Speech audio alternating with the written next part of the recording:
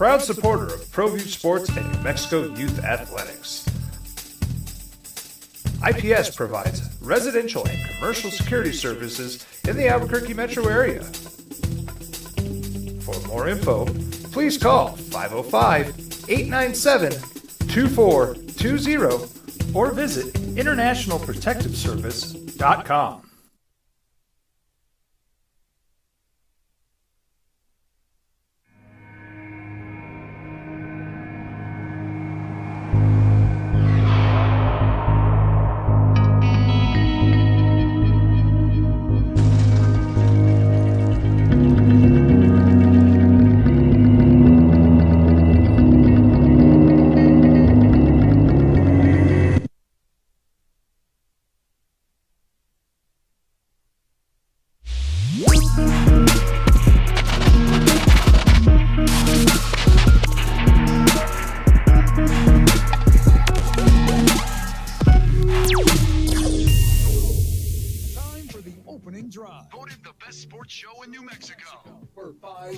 Running. It's the OD and the AM with Jeff Symbieta and JJ Bach. Comebacks, baby. It's never over, right? And we've watched that in these playoffs. We saw it the other night in this same series. But boy, when you think you're done with a game, watch the end of the game. That's where it all happens. And I think you found out in the NBA a long time ago, the Knicks last night were ready to put the Sixers away. Put it away. They were done. Series was over. The Garden was going bonkers. They were up by 6 with 30 seconds to go at home. And then Tyrese Maxey happened. What is up, and good Wednesday morning. It's the opening drive on 95.9 FM and AM 610, the Sports Animal. Jeff Symbieta, JJ Buck. How you living?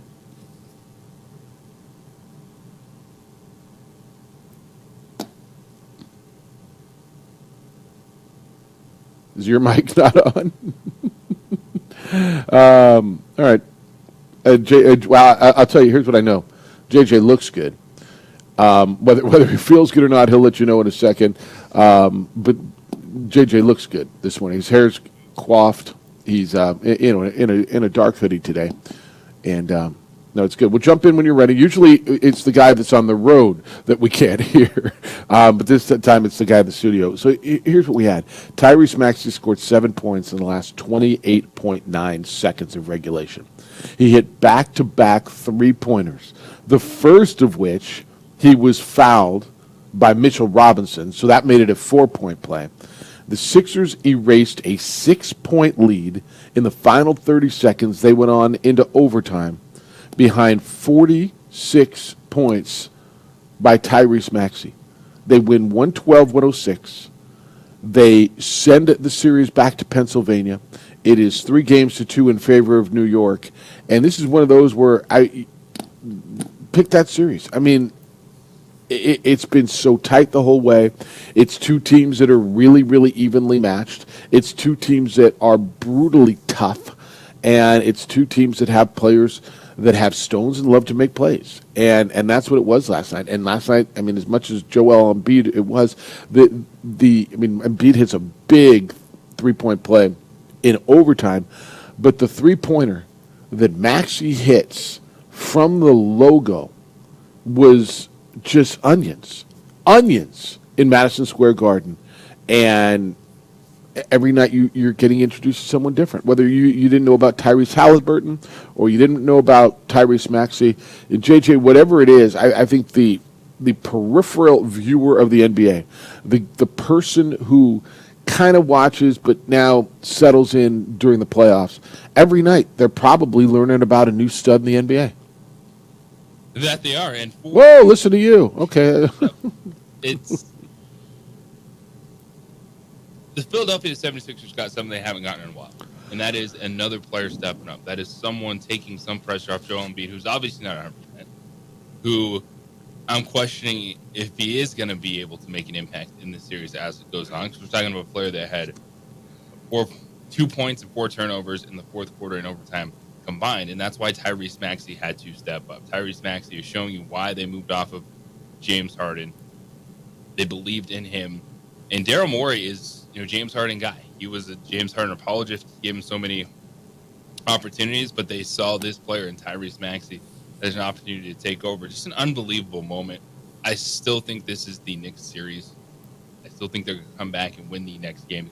I don't think Joel Embiid has enough in the tank. And, they're similar teams in terms of just hyper reliant on one guy going off, whether it's Jalen Brunson for the Knicks, Tyrese Maxey at this point in time, because I don't think there's another 50 burger in the tank of Joel Embiid. And especially when you need it the most in the fourth quarter, he has nothing left. And that's what was so ridiculous about what Maxey was able to do. So as I watch games down the stretch, you tell me if I'm just not watching enough, but there's so often it's a one dude thing. So it was Tyrese Maxey to lead them back last night. It was kind of like watching James Harden at the Clippers against the Mavericks the other day on Sunday after they blew that 31-point lead, and the Clippers came down, and every time it was one dude had the ball, and I knew what was going to happen, and it worked for them too. There's a lot of that with LeBron, right? When the Lakers are needing to come back and do something. I mean, it feels like every night I'm watching, and I told you this yesterday, you open up the box scores, there are more 40-point-plus games. I mean, it feels like it's at least one a night in the playoffs, doesn't it, right now? And 46 last night by Maxey? Yeah, it's a lot of it, too, is dictated by just what's there. And for the Knicks, as well as they've played, offensively, it is Jalen Brunson and then 4 role players. So they do not have a number 2 scorer that's going to step up consistently. And so that's why Brunson is going to have an opportunity to have more games like this. Had 46 the other night, 40 last night. And it's similar to what we're seeing in Philadelphia with Joel Embiid being so limited. He went off for 50, but then you saw last night he had a triple-double, but he's super ineffective in the clutch time. And that's why I don't believe that Philadelphia is going to have it. It was a bad 30 seconds for the New York Knicks. Now each team has blown a game. Go back to game 2. That's where I was going. Philadelphia had the 5-point lead with 28 seconds left. Yeah. Knicks had a 6-point lead with 30 seconds left. So they got that out of their system. And now we'll see if they can step up and be clutch again. And I still believe the Knicks have more left. And that's almost what makes this more remarkable, right? I mean, it was the inverse of what happened in game 2, where the Knicks blew a 5-point lead the Sixers blew a 5-point lead in the final 30 seconds. Last night it was the Sixers storming back. And by the way, the shot that Maxey hit from the logo, that New York logo, like it was about a 32-footer, all net and onions. It just the face. It was so, I don't know, Lillard Curry-esque, right? Just the magnitude of the shot, the aesthetic beauty of the shot, right? It was, I mean, again, welcome to the show, Tyrese Maxey. And I think the peripheral fan is being introduced to somebody kind of every night. That if you don't watch Philadelphia 76ers basketball, if you don't watch Indiana Pacers basketball, if you don't watch Orlando Magic basketball, right? If you don't watch Cleveland Cavaliers, every night you're going, wow, that dude's really good. Oh, wow. And they've been doing it all year.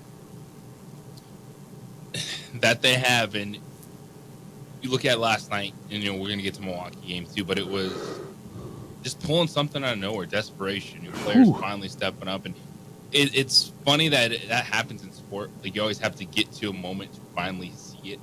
Yeah. Sometimes when your back is against the wall, but we saw that last night from Tyrese Maxey. We saw that last night from the Milwaukee Bucks without Giannis and Dame in the lineup, and that's what you're looking for. Big-time performances on the biggest stage. All right, we got so much to do today. 18-ish hours, a little less than 18 hours before the portal closes.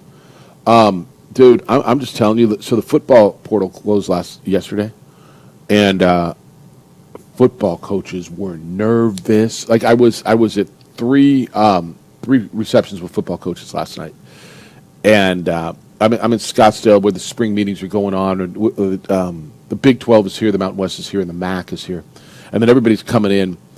I saw a bunch of Big 10 coaches. Saw former Lobo, who's former Lobo coach in the Big 10 right now. Spent a little time with him, but the coaches looking at their phones and in the middle of conversations, hey, excuse me, I got to go take this. The portal's closing in 4 hours, and just trying to save stuff. 18 hours to go in the basketball portal before guys get in. So we got a bunch to do. Obviously, the reaction on JT Toppin's announcement yesterday. Donovan Dent put out a social media post yesterday, so we'll get into that. I want to get through, obviously, Milwaukee and Indiana. Cleveland, Orlando was really good last night. Still fallout from the Lakers stuff. I got a bunch of, JJ, there's a bunch of NFL stuff. So we got a ton to do. Let me give you phone numbers to get in today. Area code 505-246-0610. Area code 505-246-0610. 0610. That is the Sports Animals phone line and text line. Emails come in this morning. Jeff at sportsanimалabq.com. JJ at sportsanimалabq.com. We're on the Facebook, the OD and the AM. Adrian's producing there. You can watch it on Comcast Channel 26, on our Facebook page.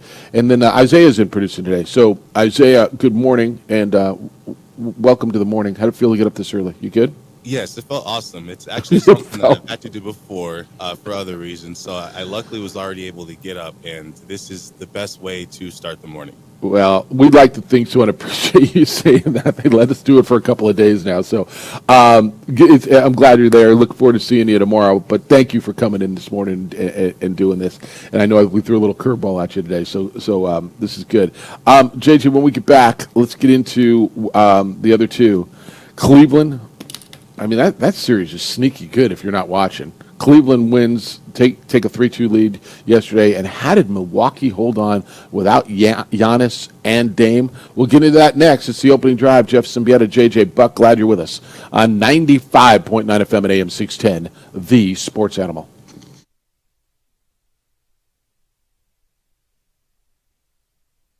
We would like to thank the following sponsors for making this broadcast possible. What's going on, Lobo Nation? Ja'Cory Krosky-Miller here. And I'm Devin Dampier. The Lobo football team's going through some changes, but we're here to stay. We'll put in the work on the field and in the weight room, but we'll need your help off the field. 505 Sports Venture is leading the charge in the NIL space. And you can be part of it. Shorty, she better than all my intentions. Locked in, shorty, you got my attention.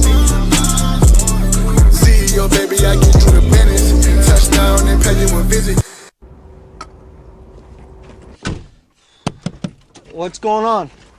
Who are you guys? Well, sir, I'm going to pick you up at the DWI checkpoint for drunk driving. And that's when I have to come down to get you out of jail. Well, temporarily. I'm Judge Torres. They call him the Hammer. Hey, hot off the presses, champ. I'm real proud of you, honey. Way to make them happy back home, Captain. Who's that? That's your new buddy in jail.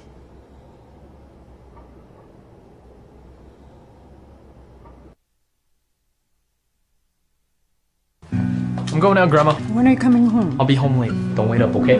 Be careful, mijito. Love you, Grandma. Mijito. He's a good man. Sometimes he just makes bad decisions. I tell him, mijito, cuidado. Be careful. You might hurt someone. He doesn't listen. I tell you to stop, okay? Hello. It's me. Hi, mijo. Where are you? Dale was drinking and driving. I need you to come and get me, okay? Please, Grandma? Can you just come and get me? Grandma? Leave him in jail.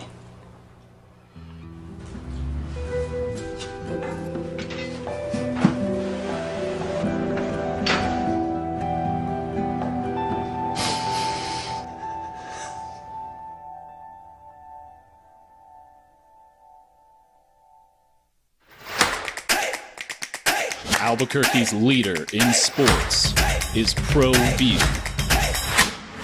From pros to prep, all your favorite action.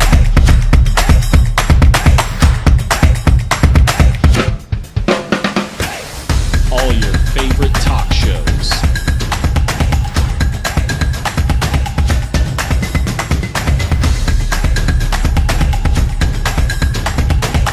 Find it on Pro View Networks. We would like to thank the following sponsors for making this broadcast possible. Albuquerque's leader in sports is Pro View. From pros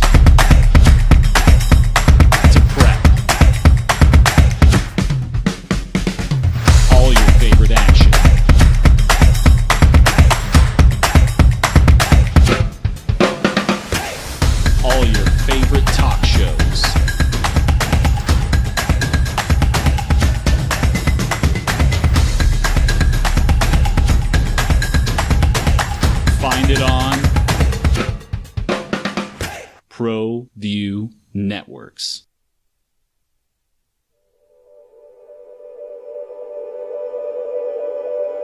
We aren't all born with the same opportunities. But it's the people who care that change everything. Get ready, Sprout, get ready! My coach, my teacher, my older sisters, my grandma, my brother, my tutor, my dad, and my mom. As New Mexicans, it's up to all of us to do our part. So that no child goes without love. And no family has to do it all on their own. They're all our children. Every single person is called to make a difference in the life of a child.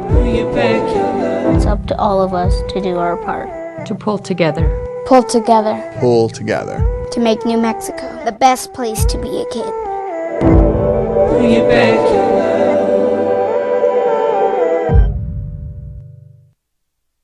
We would like to thank the following sponsors for making this broadcast possible. Young driver, this one. Hard to get her out. She'd been drinking. This one. Both of them gone. They'd been drinking, and he drove clear off the road. This was my family. Drunk driver hit us. And my wife and our daughter, they didn't make it. Media post said he's returning. He back. All right, what did he say? Just, I'm back? I'm back. All right. I mean, that had to make you feel better. He wouldn't put that out, I don't think, if he was going somewhere. A lot of reaction everywhere you went, right? Were you on JT Toppin yesterday? It was gigantic. It was one that it really frustrated people. And then it kind of brought back up that, the system is broken. It needs guardrails, this or that. And you knew the timing of it was going to be harder because I think people thought they got to the finish line. And they were able to retain the two most high-profile players that were going to come back. That was Donovan Dent and JT Toppin. And JT, made his announcement yesterday. It's 50-50. There's, people that like, all right, JT, good on you, appreciate it. We'll see what happens next. And then the crowd that's like, this is a broken system. That's why I can't be a fan anymore. I don't know how I'm ever supposed to support a team. There needs to go back to having to sit out a year. So it was all sorts of emotion, which is understandable. Yeah. A player like that.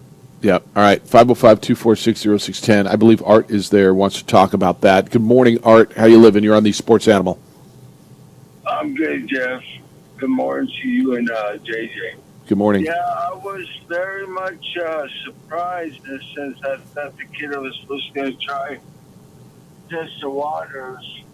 But, what can you do? But I think one of the things to try to do is, how do we know if somebody was talking to this cat even before, him wanting to test the waters, in the sense that something has to be done to stop these other schools that have more money, like, hey, quit stealing when it's not time to steal. You know what I mean?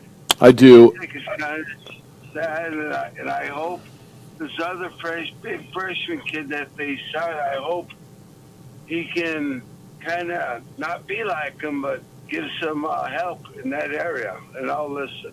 Yeah. No, look, this is almost tougher than pros because while I don't know who JJ, I would bet everything I've got that, of course, somebody was talking to JT. And Ramon Sessions is his agent. And so Ramon was talking to him, obviously, and I'm sure plenty of people reached out to Ramon, to his agent. And this is where the pros almost have it more right than college. And I don't know if we evolved to that. If you're, JJ, if you're a pro player and you're playing for the Milwaukee Bucks, you're under contract. There are tampering rules, right? At least, now, does it happen? You can tell me, of course it happens. But at least there's, your word was guardrails, but there's a rule set up that I can't, as a representative of the Dallas Mavericks or Orlando Magic, I can't come to you whilst you're under contract and say, hey, come here. Now, these players, JT Toppin, they're not under contract. There's no contract. They're at a school. They've got a 1-year scholarship. The window's open. And so, the whole tampering piece that he was alluding to, of course people were talking to him. Yeah, but I promise. It feels a lot less like tampering when it's after the season. Right, Even if you're right. in the portal yet. But my point is, after the NBA season, unless you're going to be a free agent, you're under contract. And this can happen every year to every player because there are no contracts. Does that make sense? Yes, it does. And that's where I think people are saying, guys like Art, It's and not I going to don't. stop JT Toppin from leaving. Of course when not. he knows that he can double his NIL money somewhere else. So Yeah. that's zero bearing on stopping anyone. Do you believe? I mean, I don't even know what I think anymore. I will tell you, I talked to a college football coach last night at dinner, and he was so frustrated with the system. He says, "So what do you do at the last minute now? You lose 5 guys. You lose 5 of your best guys. What do you do?" Right? They wait till the end, and it's their prerogative. They've got that. They're playing within the rules. But all of a sudden, you lose 5 key guys, and I said, "Well, then you get in the portal, right?" He's like, "Yeah, you got to go in the portal, but you're recruiting these guys. You don't know who they are. You've built chemistry. Very often, they're your team leaders, right? They're the guys who are leading in the locker room, and I get it, man. I hear them. So the frustration isn't just fans. This coach in particular was obviously he lost some key players, but he says you go through spring football. I don't know that football and basketball are dramatically different in this regard, but he says you go through spring football, and you think you got something, you're coming out of it, you've got team leaders, and then boom, 5 of them are gone. What do you do? And I guess the answer is you get in the portal and you find 5 more, right? You do that. It's it doesn't matter if you shorten the window, you change the date, you're going to lose players. Mm-hmm. There's a sense of, well, not a sense of, do you then start offering legit, like, 2-year deals? Like, do we do a contract situation where now that they're, because I had someone, talking to me a lot yesterday on social media about, well, there needs to be buyouts. I'm like, players don't have buyouts. Coaches have buyouts on the contract, but how do you agree on that? And then if they're not employees, if you're not signing them to contracts, like, what are you doing to try to prevent this? Like, what is a fair thing in the system where you have commitments that can work both ways? Yeah. Does it get to a point where it's almost, the one thing that makes the most sense to me is a soccer model where it's like, all right, you want our player, well, he's actually on a 2-year scholarship, and if he wants to enter the portal now, he can do that. But is it the second time, like, where there's a fee for a player? Like, there's no everyone that's upset has zero ideas what to do other than go back to the old way. The old way wasn't good for anyone. Well, the old way's not going to happen. You're to protect your team. Well, you're hitting on everything, and every single thing you say is right. Right now, everything is, and I get it, and I'm not telling you it's wrong. In theory, it's to take care of the student athlete, and there'll be people who tell you the student athlete's been abused for years, and they've gotten nothing. And I would argue an education really, now that I'm looking at what college tuition costs and knowing that to tell me it's nothing would be wrong. But I'm glad they're getting paid. I'm glad they're getting something, and obviously now it's getting out of control, and there'll be those who tell you there's no need for control. There is no protection for the institution right now, and I think what is somewhat lost in this, and I'll listen to it if you've got a dissenting opinion, because I'm not telling you it should go back to where it was, but at some point the institution is investing quite a bit in the student athlete. Now you're going to tell me, well, Jeff, they're making millions of dollars on them. In some cases, yeah. In some cases they are. But what protects the institution who's invested scholarship money, resources, all the things that you invest in? Is it simply, well, you sold tickets, or at least you had the opportunity to sell tickets? What's protecting that fan base, that program? And so to your point on it, I wouldn't hate a 2-year commitment. If you go somewhere, you've got a 2-year commitment. But here's the converse side to that. what prevents something from happening where you go there and the coach wants you out and lets you know, hey, this isn't going to work. You need to get back in the portal, because that is happening as much as, if not more, and players are saying, I'm out. And that's a good point, Jeff, because a proposal I was going to say is, what if, kind of how in the pros there's like a no trade clause? Mm-hmm. So what if when you offered a scholarship, there could be like, if the player signs like a non-transfer portal clause, they can get like an extra amount of money rather than just the regular scholarship amount. So what if they get like a bonus for agreeing to not enter the transfer portal? Like a signing, like a retention bonus. Yes, but then like you said, that doesn't stop the coach from saying, we Yeah. don't want you anymore. So maybe that can be something that could offset it. See, Isaiah, I kind of like the retention bonus thing, but that's got to go through the collective, because right now, the way it's set up, the university theoretically is not paying the players; the collective is. So how can the school sign that? Isaiah, I think as often as a player bounces when you want to keep him, like JT Toppin, I think just as often, and if not, probably around 40%, players are leaving because they've been recruited over. Like the coach has basically said, you're not playing that much. Like we brought in a guy over you, and you'd be best to go somewhere else, or flat out, I don't want you here anymore. Even just to get an opportunity, like even taking a step down, like players on the end of the bench just trying to find minutes on the floor. So there's not a one size fits all fix to this. No, there's not. And as much as it's kind of a pro style in terms of everyone's playing on a franchise tag, and then you have free agency, it's not something that works for everything, because we're hyper focused on football and basketball right now.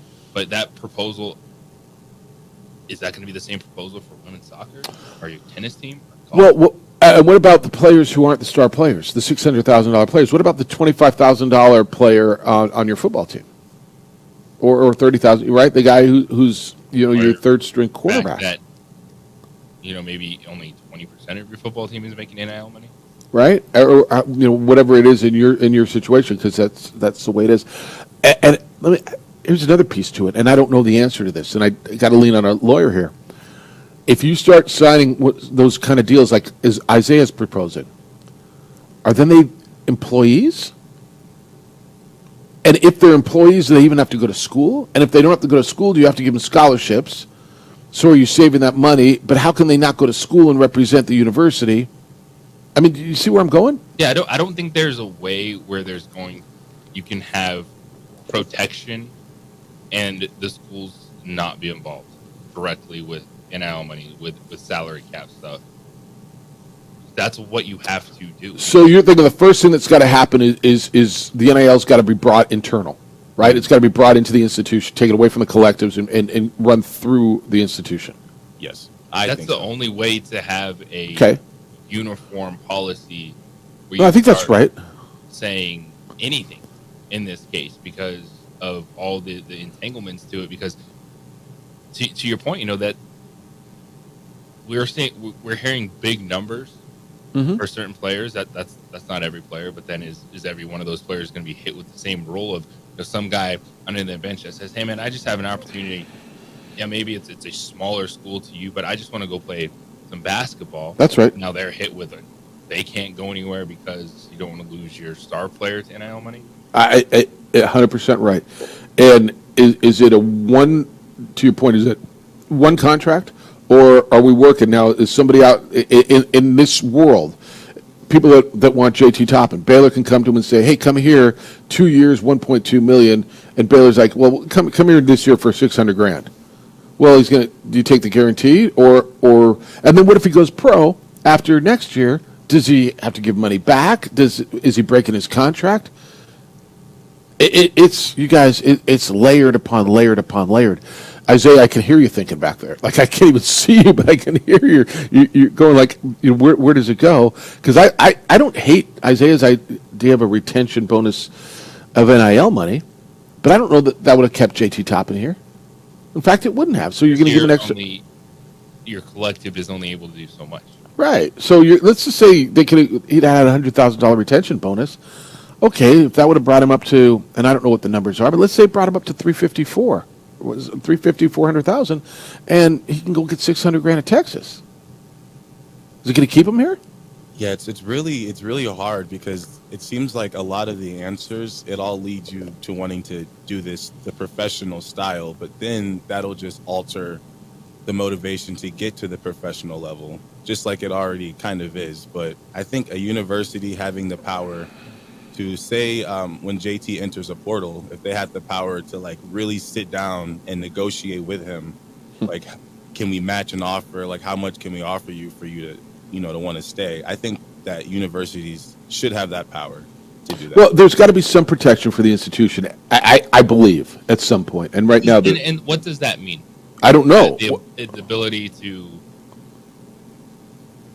because like right now it's do you have to is it going back to sitting out a year your second transfer? Like right, because if you're saying that, and I'm one of those people too, but with this system, the way it's constructed, there's no way to protect universities. All right, let's finish this or not finish. Let's continue on the other side because I know we're super late for this break. Because when we come back, what does protection mean for the institution? Is that a penalty? Is it a monetary penalty? Is it we keep you here against your will if you want to leave? Let's continue this conversation. If you've got thoughts on it, what should the system look like? Or is it perfect? Is it, let these guys do what they want? They want to be somewhere, let them go. Want your thoughts at 505-246-0610. Jeff Symbieta, JJ Buck, Isaiah. It's the opening drive on 95.9 FM at AM 610, the Sports Animal. Right now we do have some We would like to thank the following sponsors for making this broadcast possible.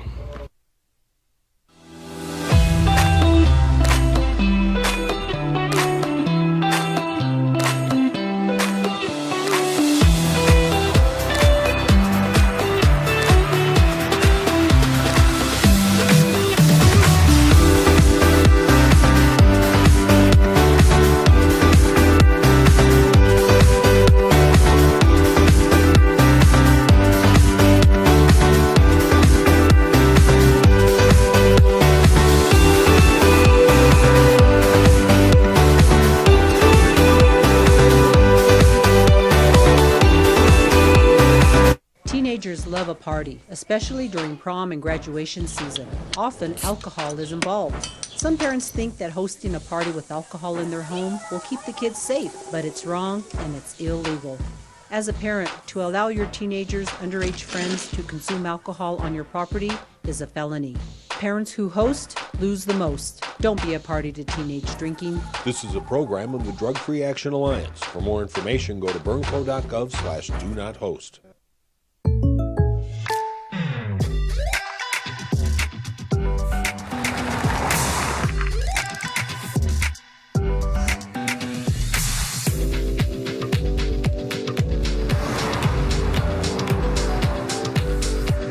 For your surprisingly great rates, contact your local State Farm agent today. If you want the real deal, call State Farm agent Marty Size in Albuquerque today. Like a good neighbor, State Farm is there.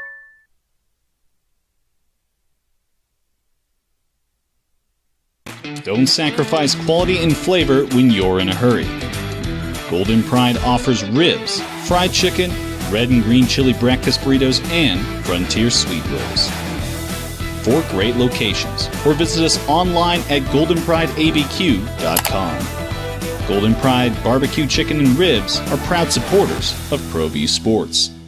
Hi, I'm Steve Stucker here for Dr. Robert Melendez and the Juliet Eye Institute. You may remember me like this, but no more. The glasses are gone. I tossed them months ago because of a brand new procedure from Dr. Melendez known as RLE, Refractive Lens Exchange. The latest technology, the best eyesight I've ever had in my life, and you can check it out by clicking on the link in the description right here.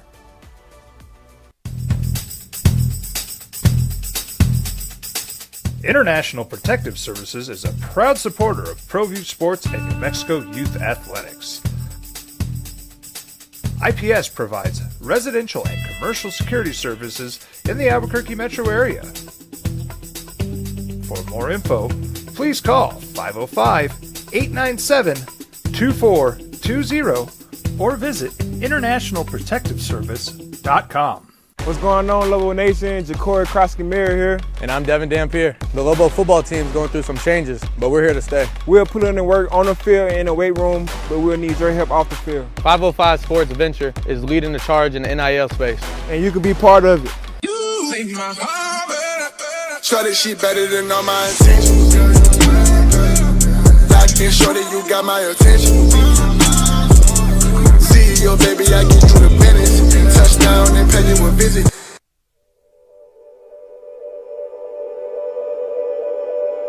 We aren't all born with the same opportunities. But it's the people who care that change everything. Get ready, Spout, get ready. My coach, my teacher, my older sisters, my grandma, my brother, my tutor, my dad, and my mom. As New Mexicans, it's up to all of us to do our part. So that no child goes without love. And no family has to do it all on their own. They're all our children. Every single person is called to make a difference in the life of a child. It's up to all of us to do our part. To pull together. Pull together. Pull. What's going on around America everywhere about the portal? And should there be guardrails, rules, contracts, or what to do with it? Rod sent me an email, JJ. It says, fixing what wasn't broken. Jefferson, guys could transfer. They just had to sit out a year, and sometimes they were limited to not being able to go to another school in your league. It seemed that was working. Not sure why it had to change. Well, it was working for the institutions in some respects, but it wasn't working for an athlete. And here's the biggest issue. The NCAA lost in court a legal challenge that student athletes should be able to do what any other student should be able to do. And if you're a student at Utah State and you want to transfer to New Mexico, you can do that next semester. And student athletes were being, in some regards, penalized, and it was, I mean, that's how it was in court. And so that's what started this. I mean, the players wanted to be able to do it, and then so they got the one-time transfer. And then, last month at some point, the NCAA just was tired of getting beat in court, and there's unlimited transfers, and you can go right away. Here's the thing. I'm pro-transfer portal because I want to see immediate impact. Mm-hmm. I want to see programs that, hey, maybe they lose some players, well, then they can come in and fill those spots right away. Because, yeah, it's easy to say when you lose your best player, but now you can fill that hole with someone that can come in and contribute right away.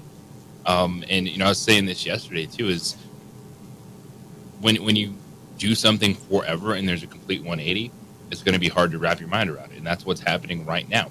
And the only solution is if you want there to essentially be penalties. And I don't think people want penalties, but they just want some guidance. Protections.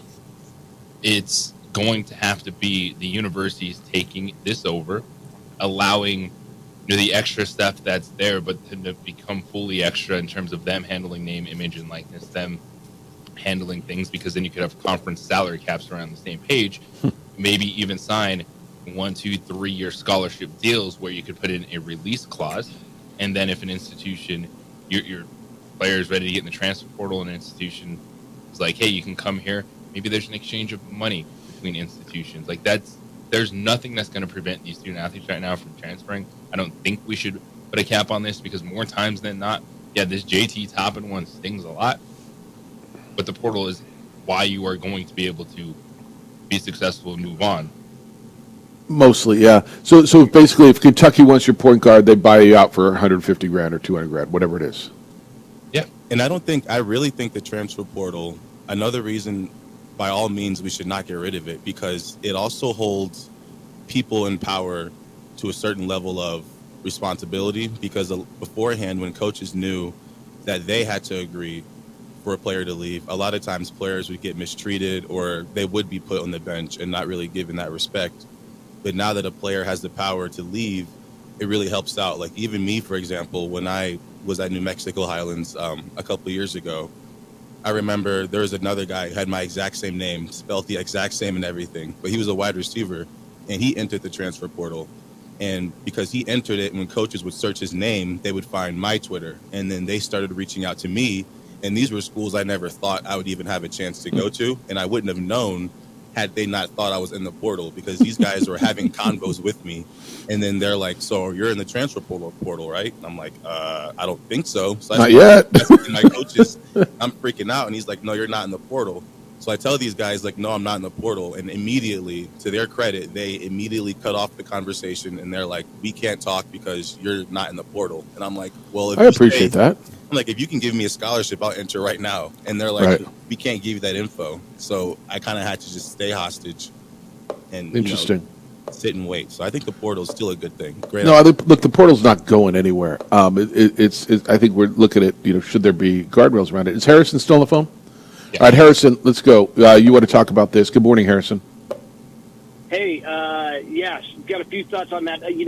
Like when you signed, I was an athlete myself, and when you sign that in the letter of intent, that's a contract, and you're under contract with that institution. So the idea that the universities okay the NIL money, I think, is a very good idea.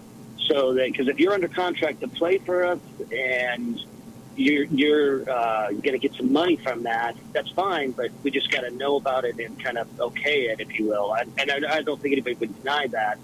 But, you're under contract with the university, so I think they need to have, guardrails on, and not guardrails, but just make sure that they know what's going on and okay all the NIL money. I think that's a great idea.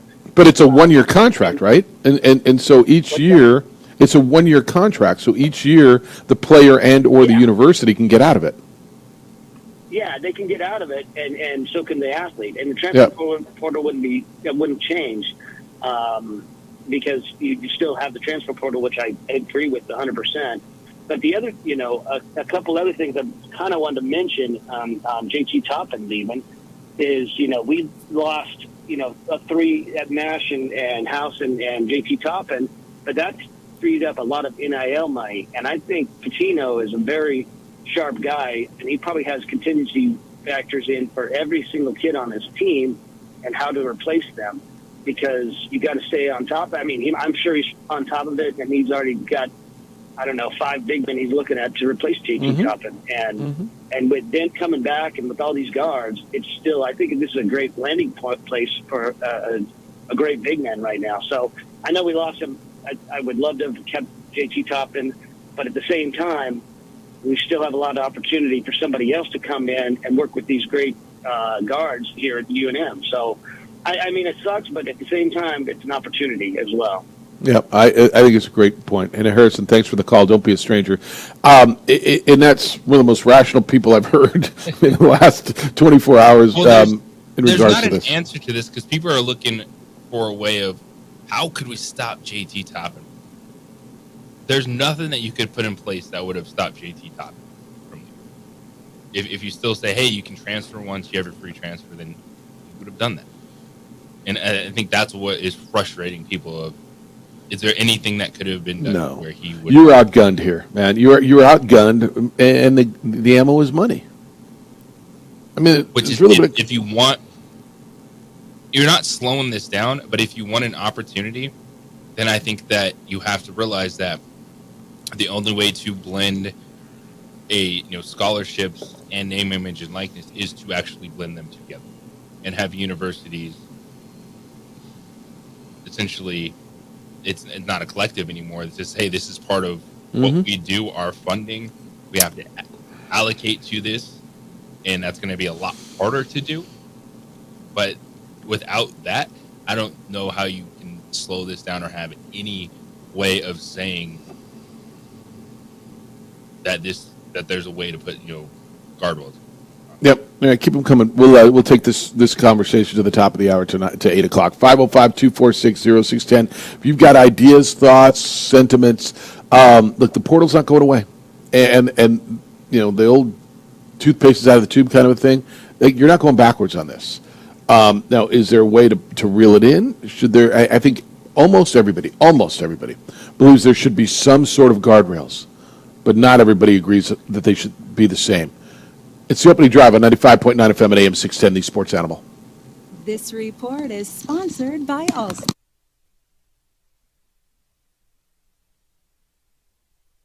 We would like to thank the following sponsors for making this broadcast possible.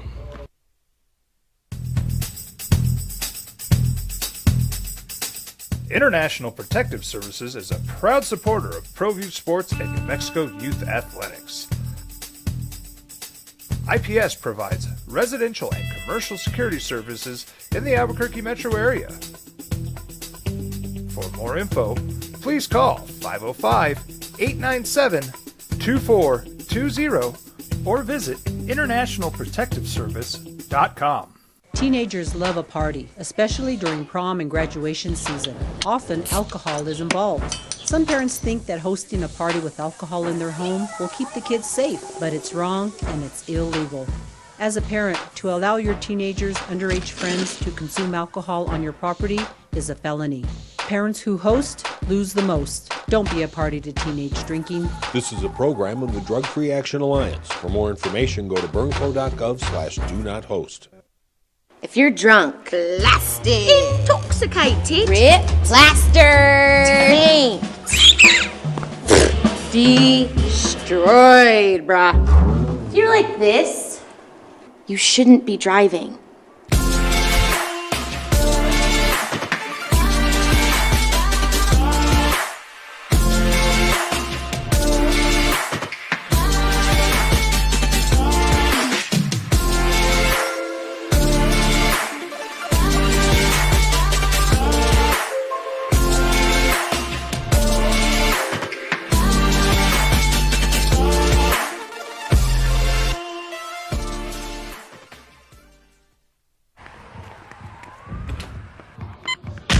These are more than just the sounds of a safe place to go after school.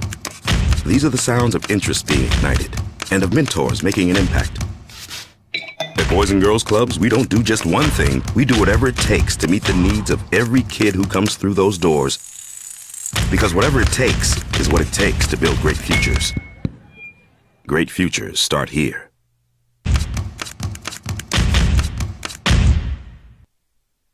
We would like to thank the following sponsors for making this broadcast possible. Hi, I'm Steve Stucker here for Dr. Robert Melendez and the Juliet Eye Institute. You may remember me like this, but no more. The glasses are gone. I tossed them months ago because of a brand new procedure from Dr. Melendez known as RLE, Refractive Lens Exchange. The latest technology, the best eyesight I've ever had in my life, and you can check it out by clicking on the link in the description right here.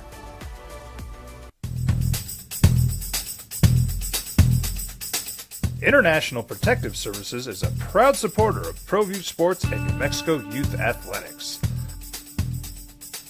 IPS provides residential and commercial security services in the Albuquerque metro area.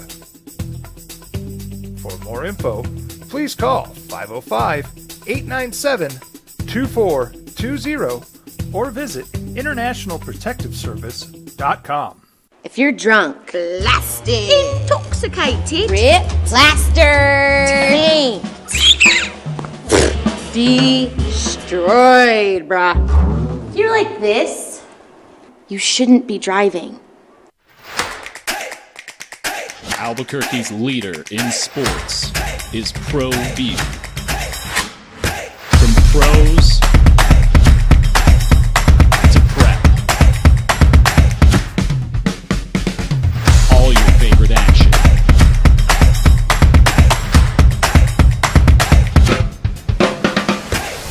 All your favorite talk shows.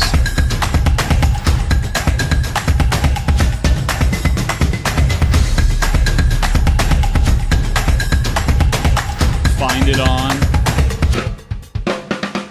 ProView Networks. We would like to thank the following sponsors for making this broadcast possible.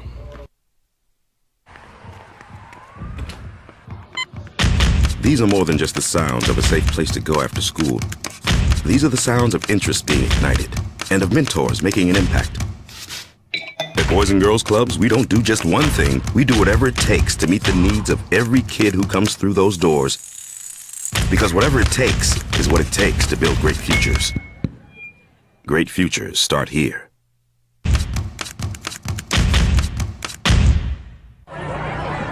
Hey, look! It's Dwight Goodman! Boom! This place is hot. Let's see if anyone needs my help. How about I drive you madman home, huh? I got this, Dwight. I'm the designated driver. Boom. Sweet? Does anyone need Dwight's help getting home tonight? No thanks, Romeo. I've got a taxi all lined up. Talking about the transfer portal and players in it, we're about, 17 hours away from the basketball portal closing. And I know football was yesterday, and coaches were real nervous. And I was at a couple of receptions and dinners last night with football coaches, and they were all looking at their phones and stepping away from conversations. And I mean, it was real, dude. It was. It's a nerve-wracking time.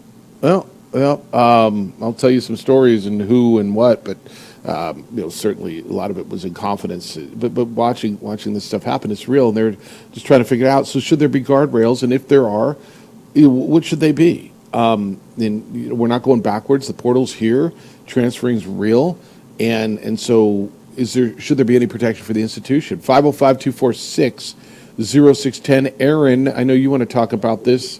Good morning, Aaron. You're on the Sports Animal. How you living? Hey, doing good, guys. Thanks for taking my call. I had a quick question, and I don't know if this has been answered, but isn't it tampering for another school to come after your player unless they're in the portal? Because it seems like what happened to San Diego State, that other player going for $400,000, and then whatever Toppin's getting $600,000-$700,000. It seems to me like if you're going to treat it like pros, I'm all for the portal, but you got to put some restrictions on it, because if someone's in pro sports, you can't go after a player that's under contract, or you're tampering.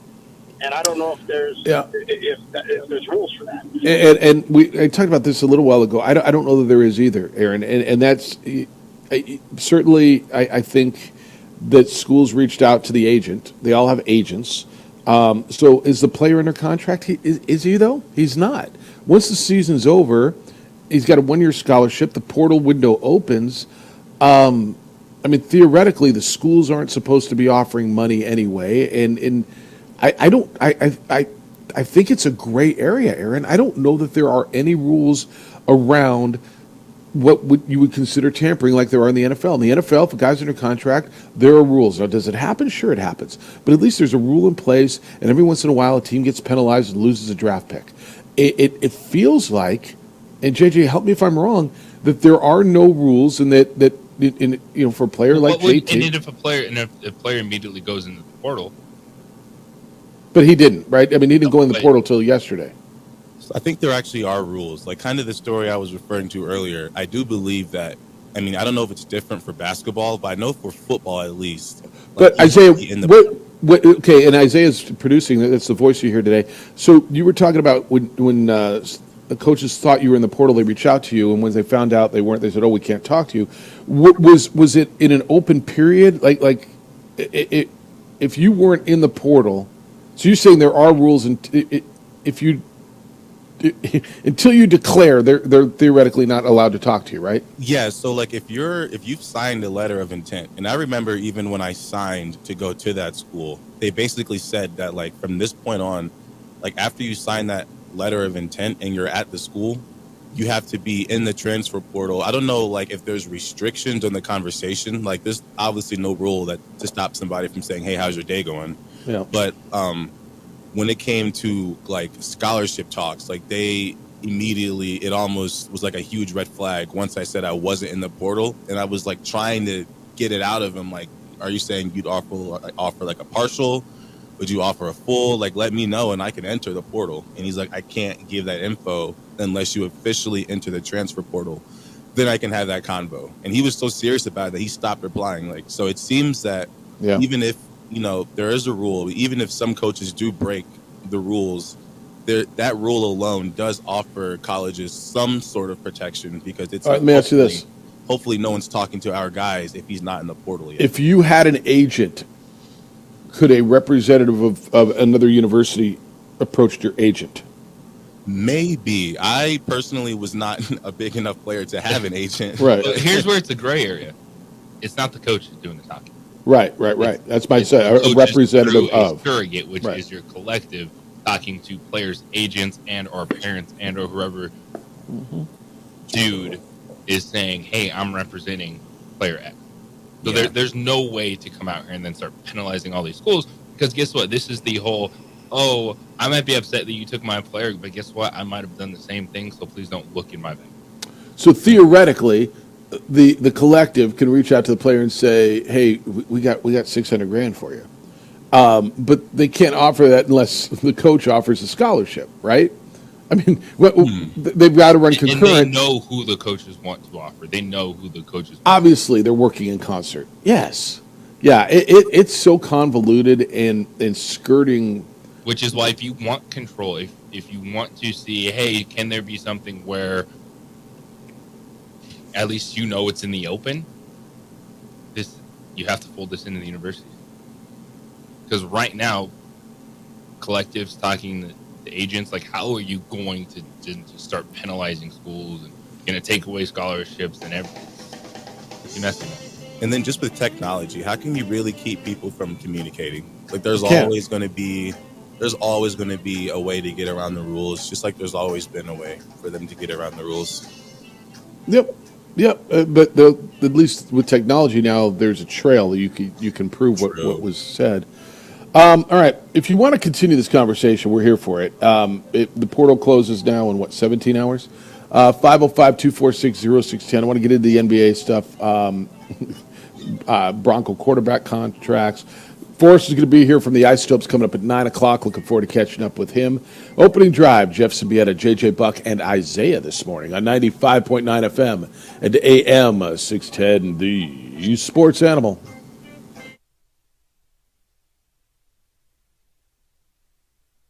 We would like to thank the following sponsors for making this broadcast possible.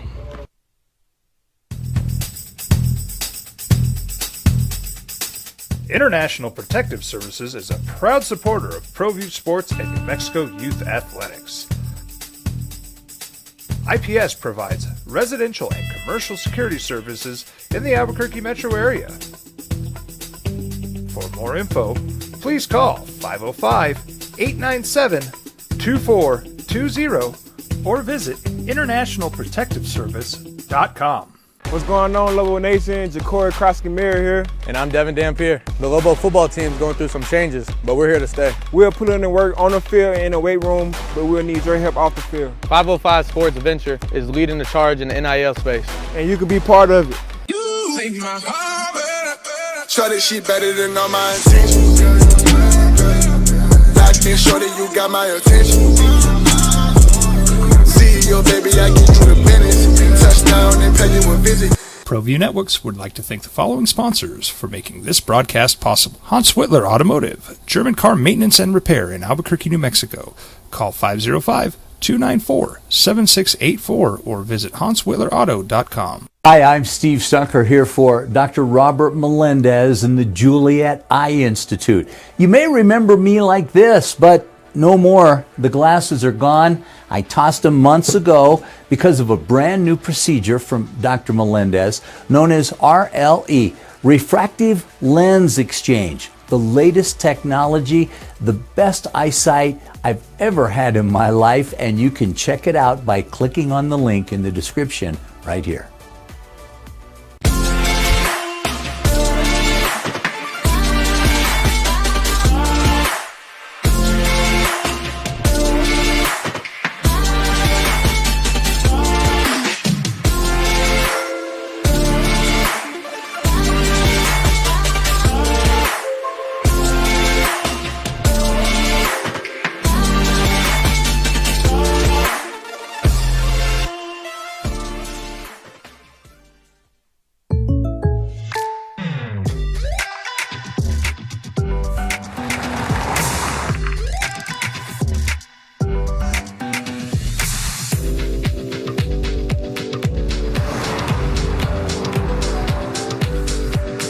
Your surprisingly great rates? Contact your local State Farm agent today.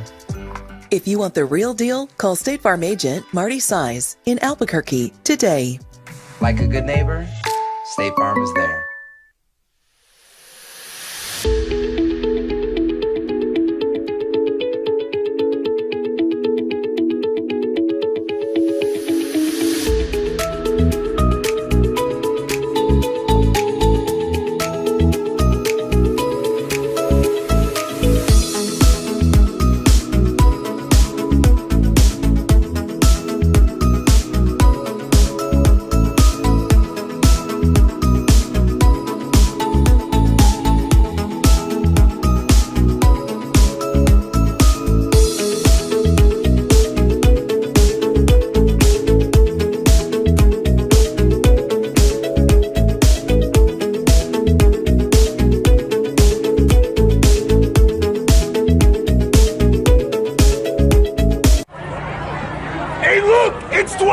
Goodman! Boom!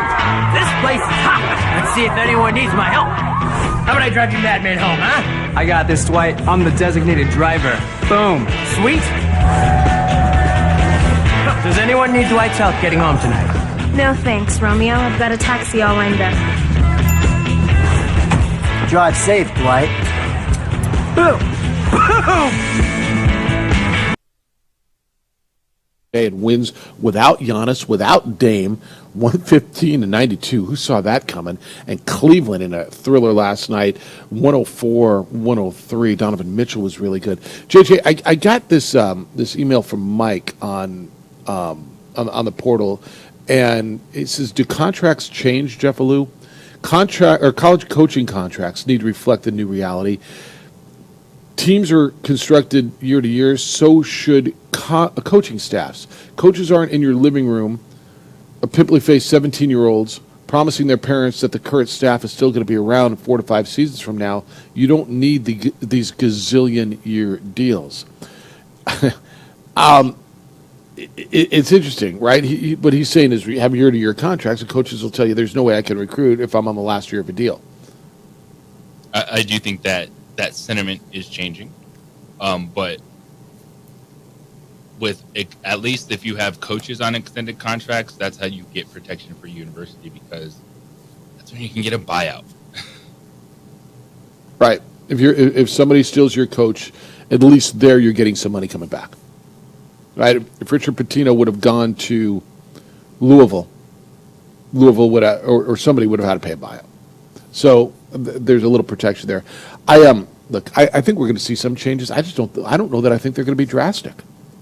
Not with the way it's constructed right now. There's nothing you can do, and honestly, there would be nothing that you could put in place that would have stopped JT Toppin from leaving the University of Mexico, unless, to Isaiah's point and what we've been discussing, if the university says, "Well, this is our salary cap, we can commit X amount of money to you this season," what do you think? Yeah, but if somebody else is giving him exponentially more, so you're always going to be at the risk of losing a player. Yeah. And so I know people are looking for, well, then what is the protection? I don't know. Like when pro players leave in free agency, they're not crying that happens, but it's compensation. And well, maybe if this dude leaves, sign somewhere else, you get a third-round pick where there's no draft. Yeah, but usually you get a guy more than 1 year in the pros, right? I think that's where it's almost more palatable for a pro fan. You usually make them employees and sign them to contract. Do they have to go to school then, if they're employees? And then how do you have college basketball? I mean, then is it college athletics? Well, then what are we doing? So rooting for the team that's in your season. But that's what Ronnie said. He says, Jeff and JJ, with all the super conferences going on, I say just get rid of the NCAA and form a semi-pro league.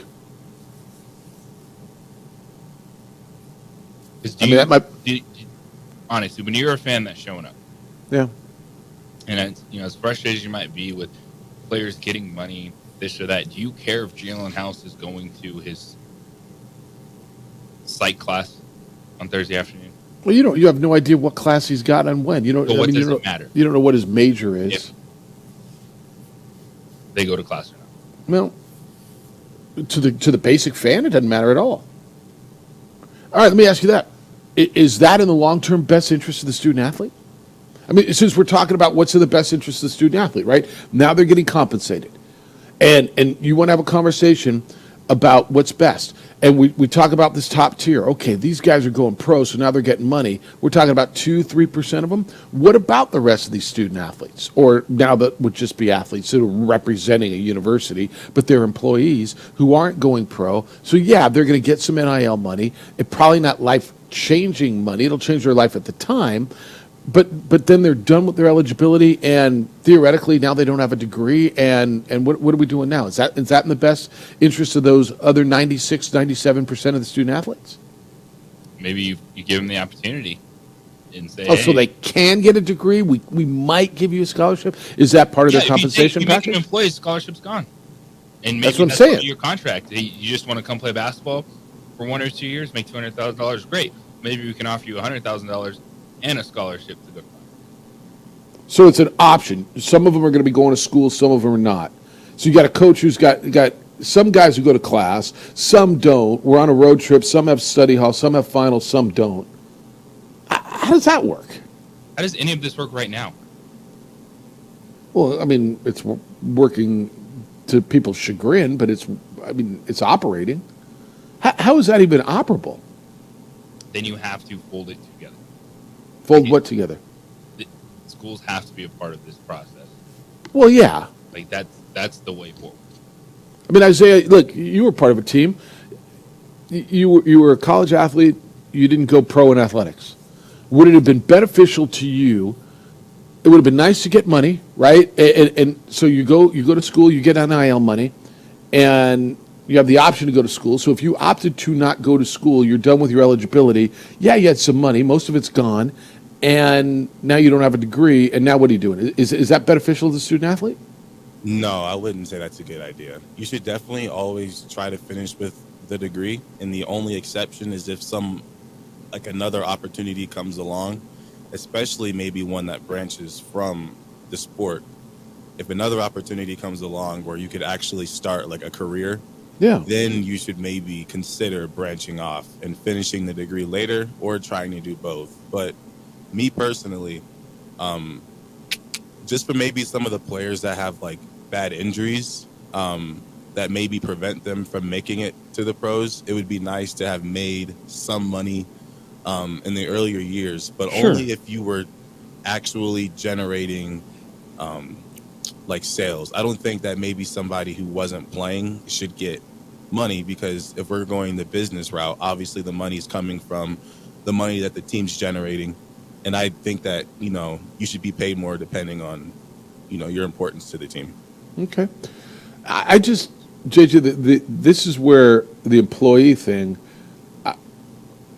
and I hear it a lot, and maybe it makes it clean as far as athletics. We're still dealing with colleges, universities. You get our presidents at the top. We're going, wait a minute, man. We're still an institution of higher education. That's what our mission is. We're going to have, let me get this straight. We're going to pay these people to come to our campus. They don't go to school here, or some do, but some might. I just don't know how that works. And I think we're losing the sight of the majority of the student athletes. And by the way, like, what's going to happen? You talk about tennis, golf, volleyball. Dude, they may go away. Because if this continues to go, like revenue sharing and all these things, they're not going to be able to afford a lot of these sports. The minimums of 16 sports per Division I program or whatever, those are going to go away. They're not going to be able to afford. They're going to play football, men's and maybe women's basketball, football, men's basketball, and then whatever they got to do Title IX wise to comply with a federal Title IX, and you're going to lose track and field, golf, tennis, and many of you are going, who cares? I don't give a damn. But the opportunities that countless student athletes have gotten, those are the people who are going to fall victim to the shrapnel in this thing here. Yeah, but if you stand pat and do nothing, I agree. It's going to happen anyway. Okay, so we're having the same. We're saying the same thing, just kind of different routes. Like we're saying, okay, what do you do? What is the answer? Or you just don't do anything at all and stop complaining. Well, and then there's that. And realize, hey, this is not costing your universities any more money. This would probably hurt your universities if you had to roll over and them take over the salary, because then you cut even more. Yeah. Yep. I mean, then there's that, but I just don't think that's going to happen. Not sure if you touched on this yet. We touched on this yesterday. This is from J-Rod. It says, with the passing of Ruben Douglas, my favorite Lobo ever. I think a forgotten player over the past few years. Wish his teams did better, but a true scorer could fill it up. J-Rod, we talked about Ruben. What day is today? Wednesday? It was Monday. But yeah, one of the best, a lot of people's favorites. There were some really good Ruben Douglas memories on Monday, but I appreciate you bringing them up. All right, you want to talk about the games? You want to change course a little bit? I don't know, man. People are still on this. Got Travis on the phone. Oh, okay. I missed that. Let's hit Travis then right now. I apologize. I probably need to look at this. Travis, good morning. You're on the Sports Channel. Hey, Travis. Good morning, fellas. How you living? Yeah, good, man. It's an exciting day. Listen, anytime you see a post from a current Lobo player on Twitter, your heart always stops. But happy to see that Donovan Denton's staying around, and that is a piece that you can build a team around. He makes everybody look good on the floor out there, and so losing JT is obviously a tough one for the fans to swallow, but keeping Donovan, although we have still more time for that to change given the world that we live in, but right. Happy to see that took place. But look, part of the NCAA's justification for its own existence historically, right, throughout the decades has been that these scholarships, athletic scholarships, were a way to provide the opportunity for kids from underserved communities the opportunity, an alternative way, an alternative opportunity to go to college. But based on where we're at now, that's no longer what's going on here. None of us would argue that it hasn't always been about money, but in sort of the background, right? But now the money is front and center. And look, you know the statistics here. You mentioned them a moment ago. It is not a good thing for these kids to end up, leaving college without a degree. We know the number of kids that play college athletics who end up going pro.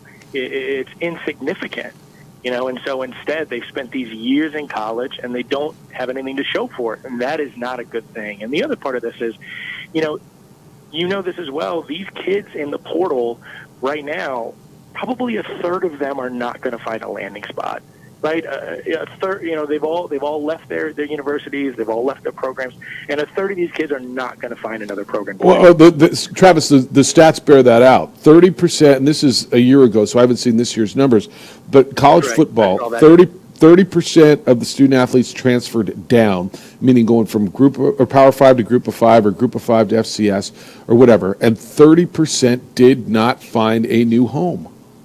That's right. So you tell me how good that is as a system, right? If your goal, quote unquote, from the NCAA is to get these kids educated, 30 of these kids aren't going to find a spot. That's good. That's a good thing. Now, look, you can't put the toothpaste back in the tube, and I agree that this is the landscape we're working in and we have to deal with it. But JJ said this before, a while ago, and he's been really clear. Look, college athletes are getting all of the benefits of professional free agency and salaries with none of the responsibilities. And if this thing is basically headed towards the professional model, and probably is already there at this point, this is professional athletics, but there's no salary cap and there's no luxury tax. And for that reason, you really need two things. First, you have to have a salary cap over this whole thing, right? It doesn't matter if you're Power 5 school or not. There has to be a salary cap, not a program-specific salary cap, but a salary cap across college athletics. So that's not to say that a bunch of programs wouldn't be able to pay it. That's probably true. UNM probably wouldn't be able to meet the salary cap. So UNM would have the same salary cap as an SEC school. You're not saying conference salary cap. You're saying overarching all FCS or Division I schools. That's exactly FBS. If the only thing stopping Alabama is their boosters, right? Nothing stops Alabama from paying $2.5 million to every single one of these kids except the collective and whatever money is in that. That's right. Not right. And so if you're going to treat this like professional athletics, NBA, NFL, MLB, they all have salary caps. So put the salary cap in. And then the other thing, the final thing, we've been talking about this all morning, and I appreciate the conversation, is there has to be tampering rules. The NBA and the NFL both have tampering rules. There should be bright line rules that lay this thing out. The NBA and the NFL have figured out how to do it, how to investigate potential violations. Yeah, and there will be. There's communication between players on social media. They've got this thing figured out. All you got to do is copy and paste their model, put it into college athletics, and go from there. Anyway, I've taken up too much time. I appreciate the discussion. You guys have a good day. No, appreciate it. And I'm glad you guys are so passionate about this discussion. If you're on the phone, stay there. We're late for this break. Let's hit this break, and we'll come back, and we'll talk about it as long as you want to. How do you fix it? Do you need to fix it? JJ's point, you just leave it alone. It's the opening drive on 95.9 FM and AM 610, the Sports Animal. This report is sponsored by...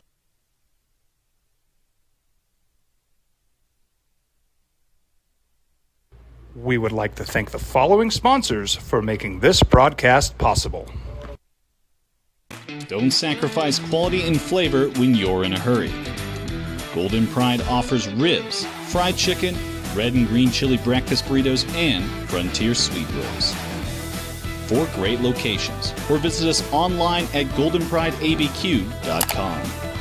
Golden Pride Barbecue Chicken and Ribs are proud supporters of ProView Sports. These are more than just the sounds of a safe place to go after school. These are the sounds of interest being ignited and of mentors making an impact. At Boys and Girls Clubs, we don't do just one thing. We do whatever it takes to meet the needs of every kid who comes through those doors. Because whatever it takes is what it takes to build great futures. Great futures start here.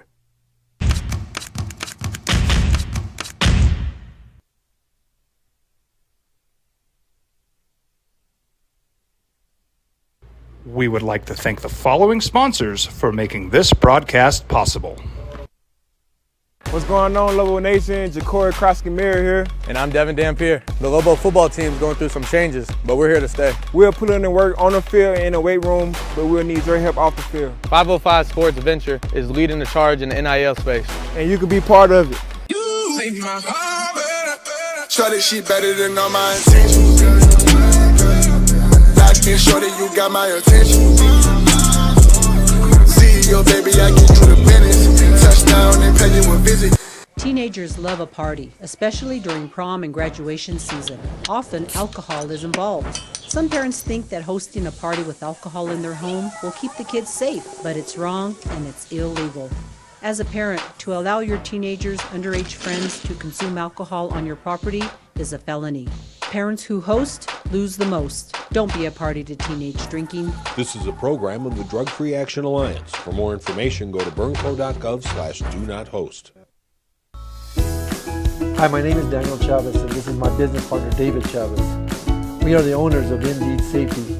Indeed Safety is a local safety consulting company helping our clients with their safety needs for their projects. One of the things we pride ourselves as a construction safety company is helping our men and women in construction get home safe every day to their families. Indeed Safety is a proud supporter of ProView Network.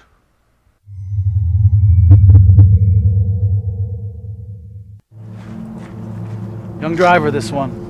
Hard to get her out. She'd been drinking. This one. Both of them gone. They'd been drinking, and he drove clear off the road. This was my family. Drunk driver hit us. And my wife and our daughter, they didn't make it. I was born in New Mexico. I grew up on these streets. I got in trouble here, and I fought my way back in Burkia. I love New Mexico, especially the people. Now I'm using my training, tenacity, and energy to fight for you. I'm Adam Oki, lawyer, fighter, and New Mexican. I was a local athlete here in New Mexico, so I'm proud to support your local athletes.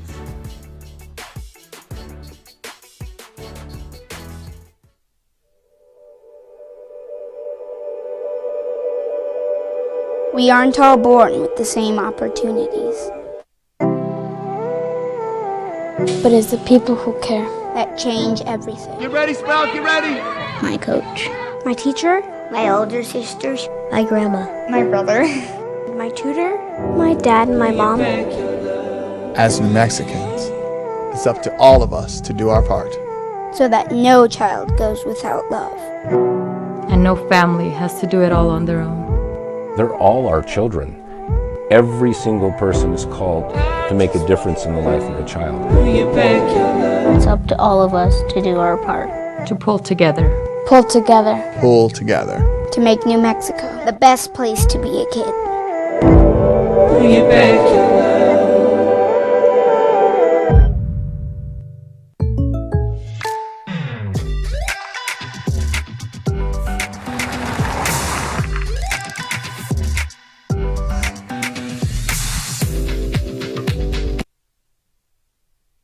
Sports Animal. All right, we'll talk baseball coming up at 9 o'clock. Forrest will be with us. We got the hoops from last night if you want to get in. Crazy Knicks-Sixers game. Cleveland-Orlando was really good.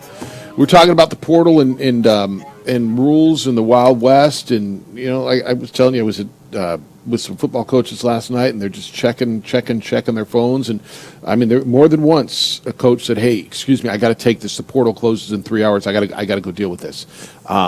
And it's the reality of where we are. So where do we go? Should there be guardrails? And you know, what about the student athletes who aren't at top? Where's the consideration there? The number's 505-246-0610. Rudy still there? Let's hit it. Let's go to the phones. Rudy, you're on the Sports Animal. Good morning, Rudy. Good morning. I'm afraid we've thrown the baby out with the bathwater here. And, you know, when an agent has to get in a kid's ear and make him leave a school so he can get paid, you know things are really bad. And that's exactly what Sessions is doing. Don't know why Sessions couldn't have negotiated with his client and said, well, I need to get some pay if you stay at UNM, but that's beside the point. These guys aren't... What's going on is wrong because you take a young, impressionable kid, and what I find so ironic about this whole situation is Sessions made it to the NBA playing at Nevada, didn't he?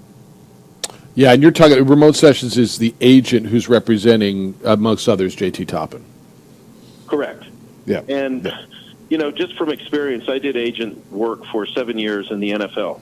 Yep. And I don't know who has a bigger ego, some of these GMs or some of the agents that have to run around and posture and pose and do things like this. Because just a week ago, I talked to JT. I mean, he's over at Main Event with his teammates.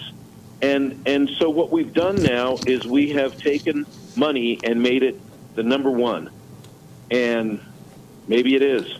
But, you know, in my life, Jeff, I've done a lot of things where money wasn't a factor at all. And it's called friendship and loyalty and camaraderie and teamwork. And all of that stuff has now been compromised, and it's bad. And a lot of our society was built on apprenticeship. Did you just start with your job one day and become the number one sports broadcaster in the state? Or did you work at your craft, Jeff? I'd like to get there one day. It'd be nice. Well, you're there. You have a number one rated show, and you're doing a lot of good stuff. But what I'm saying is you didn't just wake up one day and say, oh, I'm going to go into TV and radio, and now I'm the number one dude. You worked at your craft. You probably started as a stringer at a paper. I mean, you know, everybody has a story. Yep. What we're doing is we're telling these kids, you're a pro now at 18 years old. Yeah, but they got a commodity, right? I agree with you at the core. I do. And if this is a Ramon Sessions or an agent-driven thing, you know, is he doing what's in the best interest of the student athlete, or is he doing what's in the best interest of him? And they could both be true, right? He's got a commodity that you and I didn't have. JT Toppin at 18 years old is an elite college basketball player potentially. And so, look, if he's got an opportunity, let's see where he lands. If he lands at a program that gets him more exposure, more money, more opportunity, this could work great for him, and it could be not great. Well, we'll see. And if it isn't, and he ends up at a school just for money, and he's sitting on the bench, look, with all due respect to JT, he got used by Clemson. I don't know if you watched that game, but I did. We all watched it. And well, JT wasn't even a factor. Yeah, no, you're right. He's not 6'9", he's 6'7", and so all this stuff goes into a mix. And what I'm saying, and maybe I am selfish, maybe I'm 100% selfish, but you heard it from Kenny's lips yesterday too. Yeah. And I think Kenny would have stayed because there were things like, hey, I get to play with Royce Olney, I get to play with Clayton Shields. I'm at a school where I want to be. I'm getting my education. I'm in a good place. You never know. The grass is not always greener on the other side. Promise you that. It is for JT. I like the kid, but I have a really bad feeling about the timing of this and how it all went down, Jeff. That's all I'm saying. No, I hear you, and I appreciate it because I think you bring up some really good points. And Rudy, thank you for that. The role of agents in this. What's that? Get a couple the backs are greener. Backs. Yeah, no, that's right. That was, and I think I think Rudy's going to take a step back and realize what he just did was if JT Toppin was here, he's a conference player of the year, this dude's going to go to the NBA, and all of a sudden he decides to leave and throw him under the bus, and he's really only 6'7", this or that. Like, okay, you would have loved him, paid him all the money. You're asking for money. Kid makes a decision, and now you're throwing him. Well, fair in some respects. Look, JT's a good basketball player. He's as good an offensive rebounder, and I'll say it, as we've seen around here maybe in 20 years, 25 years. We'll see where he ends up and what kind of player he ends up. I ask you this question all the time, and the answer is I don't think there is one. What player has transferred out of UNM and gone on and just been a difference maker at another school? This is the first player of that caliber that's left. Elijah Brown was pretty good. He wasn't this like it was a different guy, but Elijah Brown did not have this type of ceiling. I think that's right. No, this ceiling here, and we'll see. This may be the first one. I want to see where he ends up. There's a lot of players that score a lot of points on bad teams. 100%. Yes, and I think JT Toppin has a much higher ceiling than I agree with Elijah Brown did. Do you think this was agent driven? And I don't know. I mean, I just know what I've heard and read. Yes. Is that right or wrong? Or well, if you agree to work with someone, that's going to happen.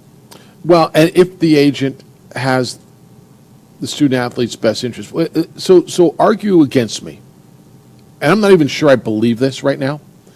But if Ramon Sessions, his agent, is saying, "Hey, JT, like New Mexico is great and all, but we're going to get you in one of these top programs in a power conference." Okay, whether he ends up at the Big 12, SEC, wherever he ends up, you're going to get more exposure. Now, every damn game, by the way, every game but one that the Lobos played in conference play was on national television this year.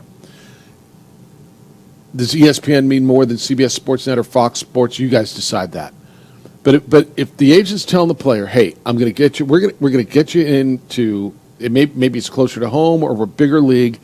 We're going to double your NIL money and double your exposure." Is he telling the player something that's not true? I don't, and I think this is more about NIL money than exposure. If you're Okay, a player in the but I'm sure he's putting the whole package together, right? Is he selling? Yeah. Yes. That's all I'm saying. And I do think it's really hard. It is really hard. And I think Kenny Thomas would absolutely have a different answer. And I'll sit here and talk to him about this on Friday. It's easy to say when you never had the opportunity to go make $500,000 that you would stay. Yeah, I mean, Kenny said he would have stayed. I mean, we talked a little bit about it. We'll talk to him again on Friday. But Yeah, but he said that. Well, yeah, if I left, I would have had to sit out. There's that. No, this is a different. You don't in a have different to world. You're getting name, image, and Yeah. All right, 505-246-0610. Area code 505-246-0610. This is, I know we're talking basketball, but Dylan Horton is the only one in recent memory. Who's Dylan Horton? I mean, was that a football player? I honestly don't know who that is, but maybe that was someone who went on and made a difference and transferred out. Keep them coming. Emails Jeff at sportsanimalabq.com, JJ at sportsanimalabq.com, and again on the Twitter, it's _JJ Buck. Hey, International Protective Service continues to do amazing things. They heard you when you asked for their help protecting businesses and homes in Santa Fe. Lots of calls are coming in for service up there. If you live in the Santa Fe area and you're concerned about threats to your property, you can call IPS. In Albuquerque, police response still is hours, especially for home and business break-ins. In most cases, IPS is there in 7 minutes or less. They install alarms, camera systems, then they monitor them 24/7, and it raises the level of security around your home and business. And I know you've noticed their officers at local stores, Targets and Walmarts. IPS makes a major difference for them too with all the shoplifting going on.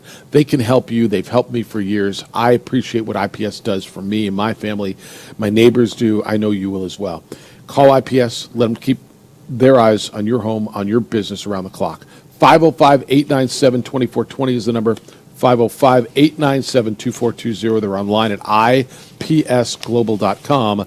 Passionate about making Albuquerque and Santa Fe better and safer places to live and work.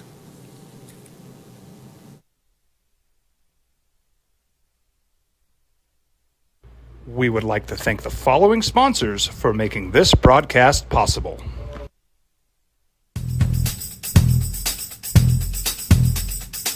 International Protective Services is a proud supporter of ProView Sports and New Mexico Youth Athletics. IPS provides residential and commercial security services in the Albuquerque metro area. For more info, please call 505-897-2420 or visit internationalprotectiveservice.com. Hi, I'm Steve Stunker here for Dr. Robert Melendez and the Juliet Eye Institute. You may remember me like this, but no more. The glasses are gone. I tossed them months ago because of a brand new procedure from Dr. Melendez known as RLE, Refractive Lens Exchange. The latest technology, the best eyesight I've ever had in my life, and you can check it out by clicking on the link in the description right here. What's going on, Lobo Nation? Ja'Cory Krosky-Miller here. And I'm Devin Dampier. The Lobo football team is going through some changes, but we're here to stay. We'll put in the work on the field and in the weight room, but we'll need your help off the field. 505 Sports Venture is leading the charge in the NIL space. And you can be part of it. Shorty, she better than all my intentions.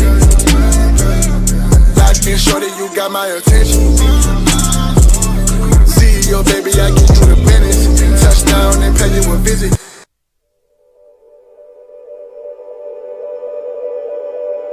We aren't all born with the same opportunities.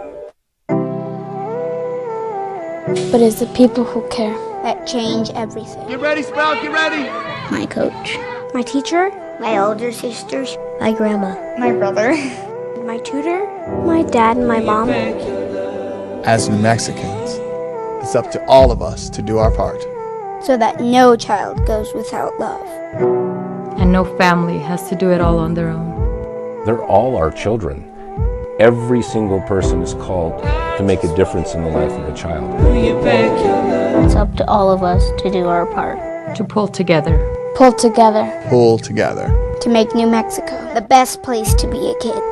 Bring it back, your love.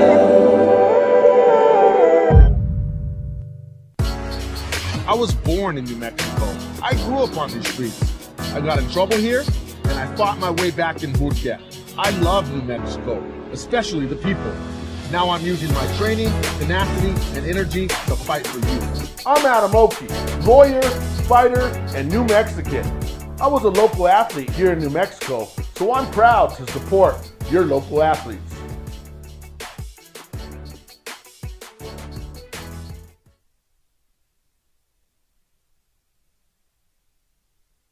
Hi, I'm Steve Stunker here for Dr. Robert Melendez and the Juliet Eye Institute. You may remember me like this, but no more. The glasses are gone. I tossed them months ago because of a brand new procedure from Dr. Melendez known as RLE, Refractive Lens Exchange. The latest technology, the best eyesight I've ever had in my life, and you can check it out by clicking on the link in the description right here.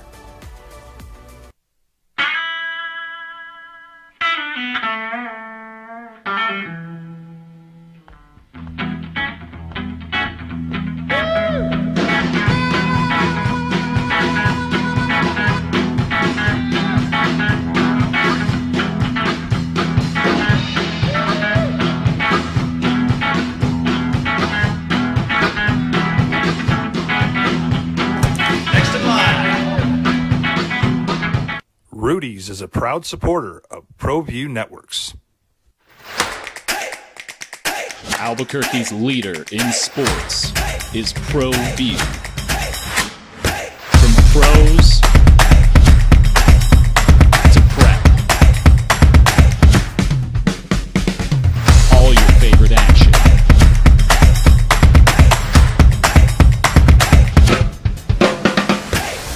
All your favorite talk shows.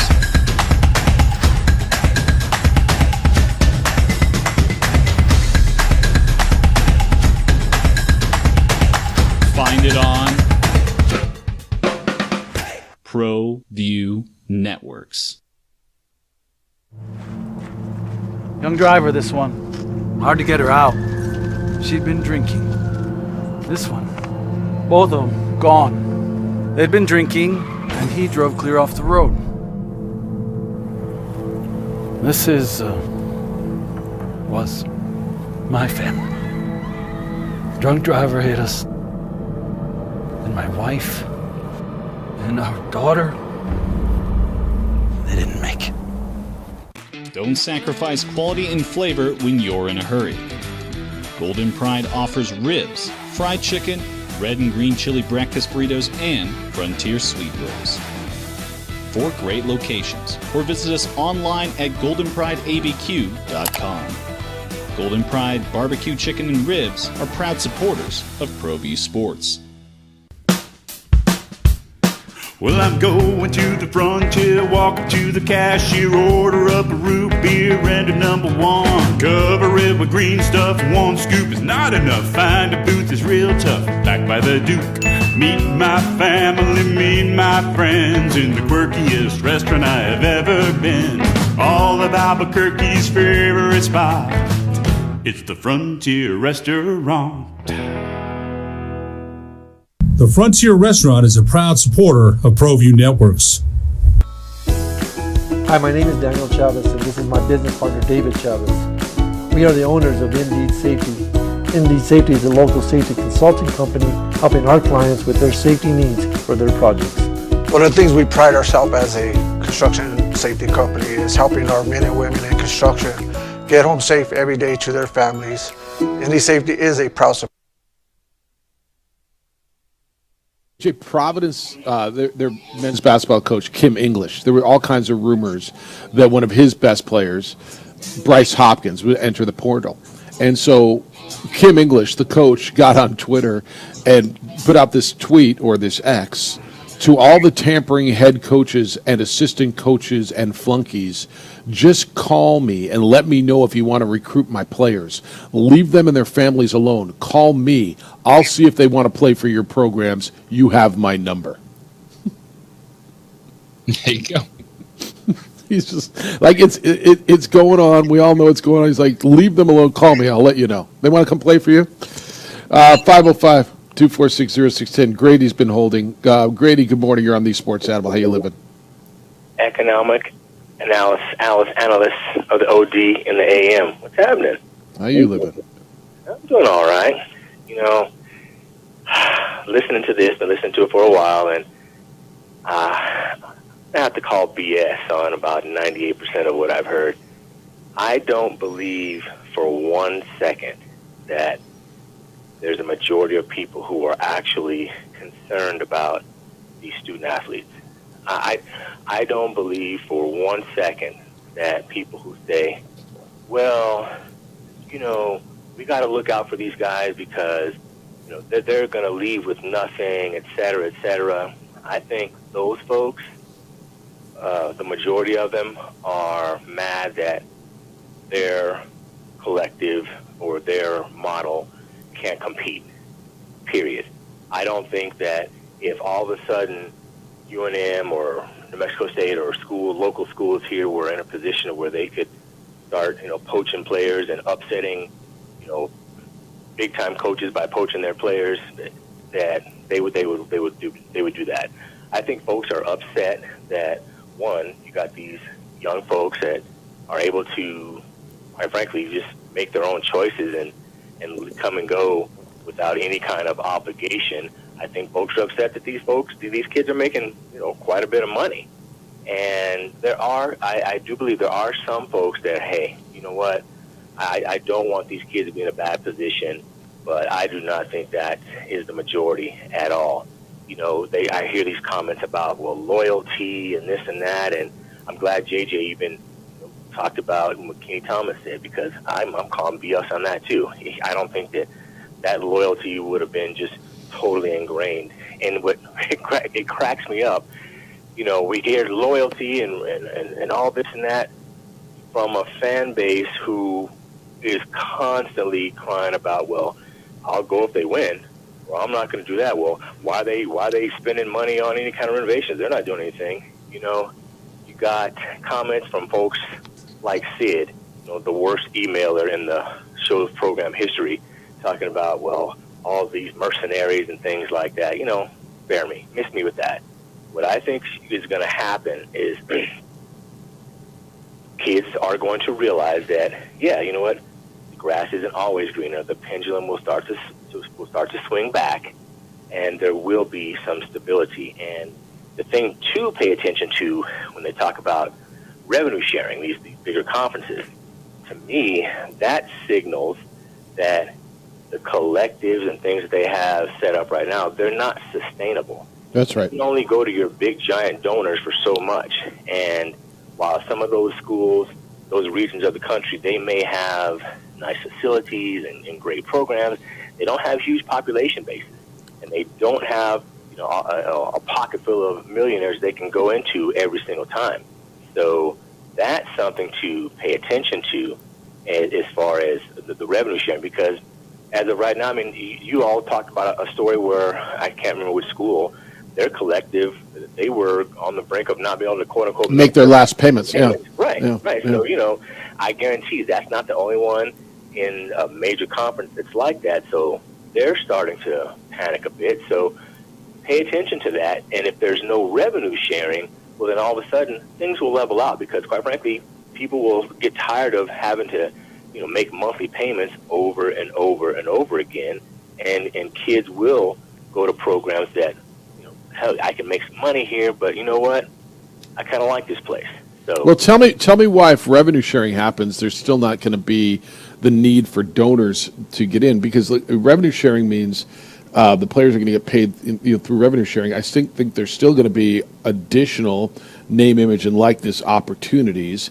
And how are you supporting all your other programs, golf, women's soccer, all these things, with exponentially less of your revenue coming into the institution? Now, I don't know if it's going to be exponentially less, because it depends upon, I don't think an institution would set up a revenue sharing model that would choke off the rest of their sports.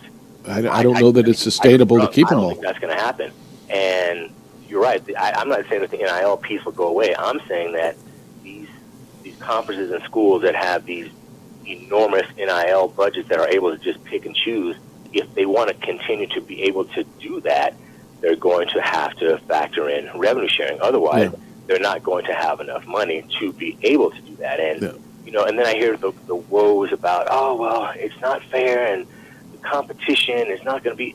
How is that going to be any different than it is right now? It's not. And how is that going to be any different than it has been for the past 20 years? It's just another way of trying to separate the haves from the have-nots, which, quite frankly, seems to be the way this whole thing has been set up from day one. That's where it's headed. All right, man. No, it's good to hear you. It's a great call. JJ, he said a lot there, and he called a lot of BS on a lot of stuff. The only thing I'm not sure I equate with, look, if the revenue sharing, so I don't know that the pot's going to get any bigger than it's going to get, right? You've got a pot of money. Right now it's mostly going to the university. If it's now then shared with the students, I don't know if it's not going to be half and half or whatever the breakdown is. You're still going to need revenue to come in for everything else, and there's still going to be additional opportunities for student athletes, right? Yeah, whether it's through revenue sharing, this or that, there's still going to be an aspect of donations, funding somehow, some way in this system for athletics departments to keep what they have without losing opportunities, as you've discussed, for so many of these student athletes that are never going to be in this conversation. Yeah. All right. Forrest will be with us at the top of the hour at 9 o'clock. We'll talk about some of the baseball stuff, what they got going on at the ballpark. It's Cinco de Mayo weekend. It's May 1st, for crying out loud. How did it get to be May? It's May. It is May. It's 505-246-0610. Keep them coming. Great conversation this morning. Really good thoughts. It's the opening drive on 95.9 FM and AM 610, the Sports Animal. We would like to thank the following sponsors for making this broadcast possible.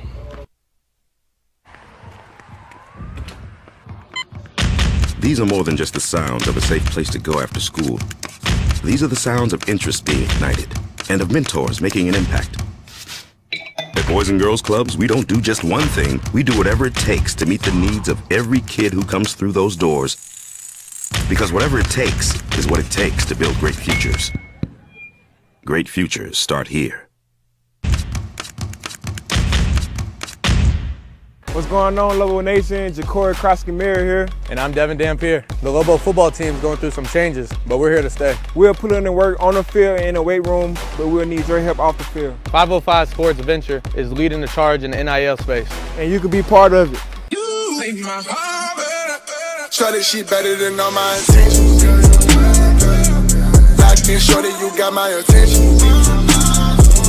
See your baby, I get you the business. Touchdown and pay you a visit. Hey, look, it's Dwight Goodman. Boom! This place is hot. Let's see if anyone needs my help. How about I drive you madman home, huh? I got this, Dwight. I'm the designated driver. Boom. Sweet. Does anyone need Dwight's help getting home tonight? No thanks, Romeo. I've got a taxi all lined up. Drive safe, Dwight. Boom! Boom!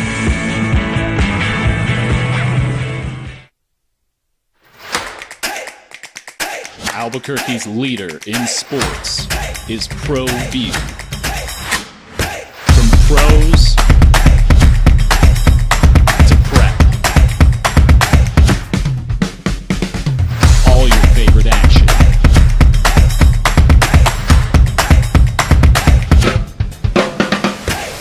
All your favorite talk shows.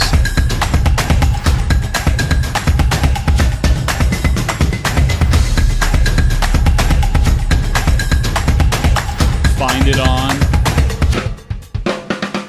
ProView Networks. These days, it's important to know people and businesses you can trust. There's a lot of places where you can buy a vehicle, but there's only a few local dealerships where you'll find honest people who have your best interests in mind. And Fiesta Kia is one of them. We've been helping our neighbors save money and drive dependable cars for years, and we'd love to help you. With new Kias arriving daily, you'll love our selection and the peace of mind you'll get driving a Kia from Fiesta. So stop by and see us today at Fiesta Kia on Lomas, or just start driving now at fiestakia.com.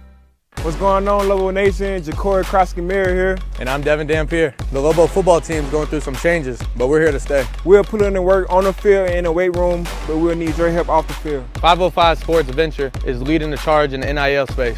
And you can be part of it. Shorty, she better than all my intentions. Locked in, shorty, you got my attention. See your baby, I get you the business. Touchdown and pay you a visit.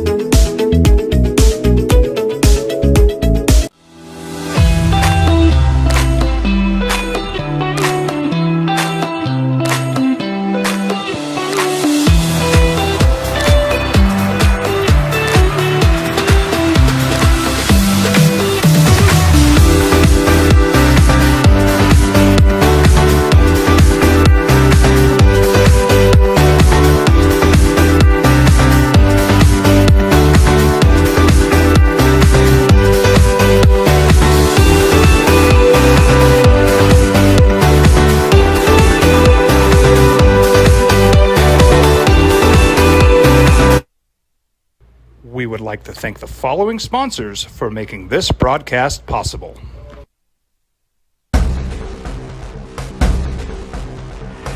A burglary takes place in the United States approximately every 15 seconds. International Protective Service is your answer for commercial and residential security in all of Albuquerque. IPS will work with your monitoring company for fast, reliable response times. You can rest easy knowing you, your family, or your company is watched over by International Protective Service. Call International Protective Service today.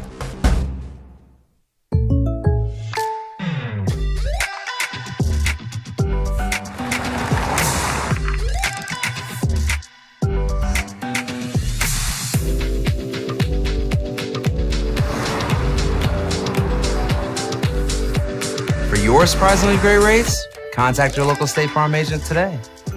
If you want the real deal, call State Farm agent Marty Size in Albuquerque today. Things here on the basketball or the transfers and all that business. How do you? Okay, I know. I think Rudy earlier said something about a salary cap, and I know guys have said there was some other regulations they want to put in to try and make things even.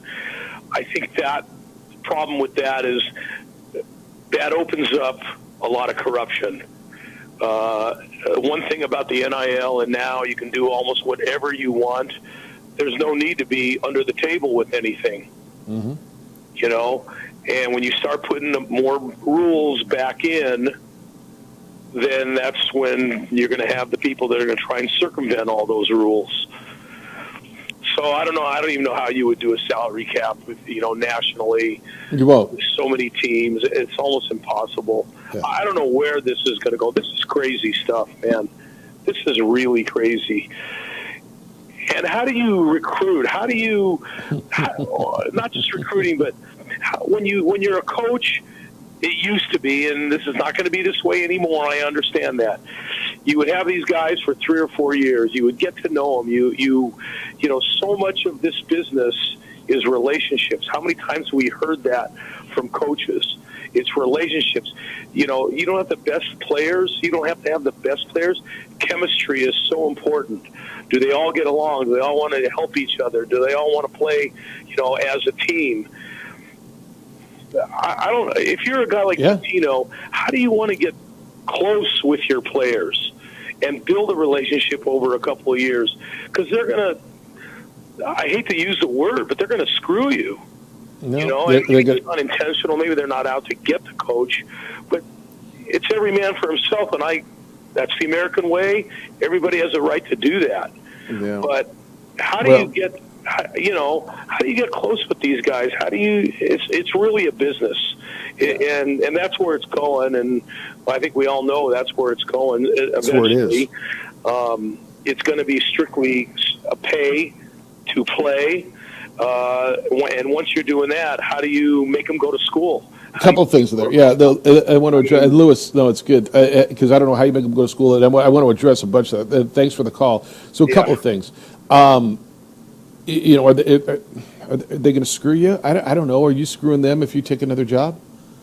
I mean, the converse is, like the player's going to leave, is he screwing you?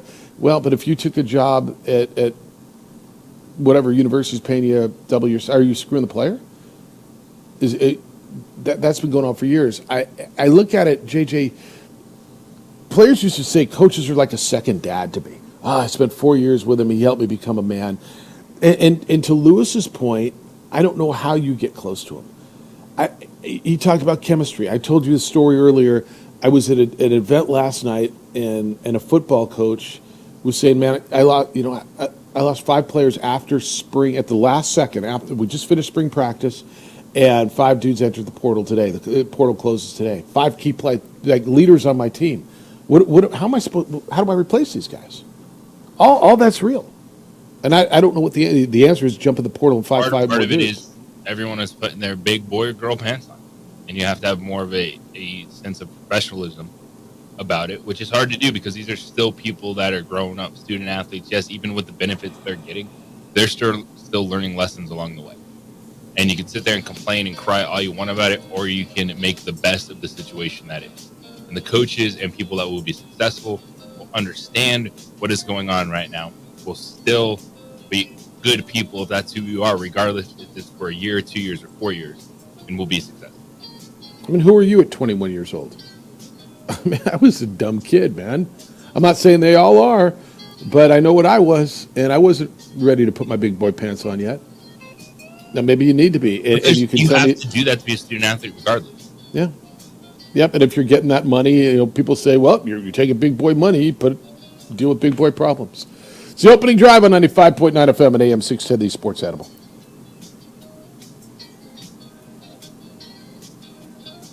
We would like to thank the following sponsors for making this broadcast possible.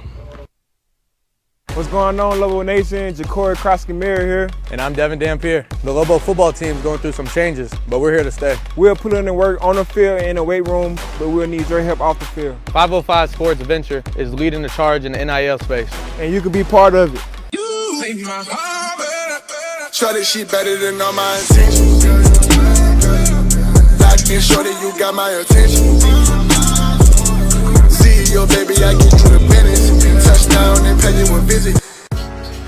I was born in New Mexico. I grew up on these streets. I got in trouble here, and I fought my way back in boot camp. I love New Mexico, especially the people. Now I'm using my training, tenacity, and energy to fight for you. I'm Adam Oki, lawyer, fighter, and New Mexican. I was a local athlete here in New Mexico, so I'm proud to support your local athletes.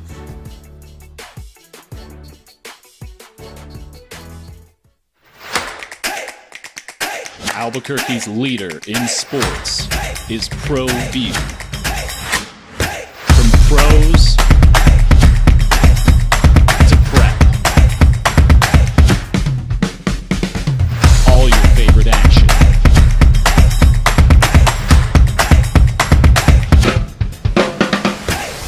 All your favorite talk shows.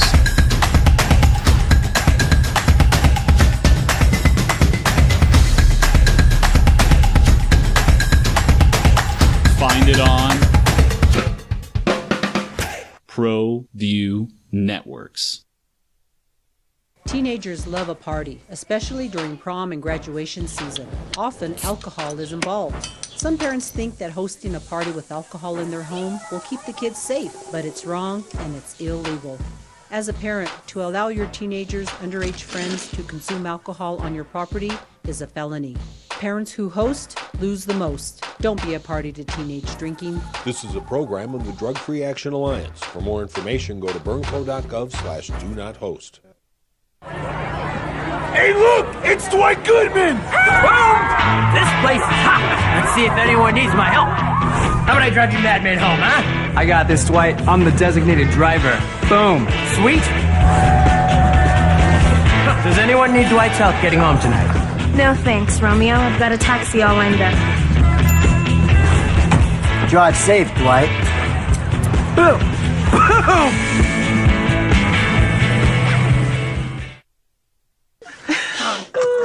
Seriously? You expect me to drive while you aren't wearing seatbelts? What's the worst that can happen?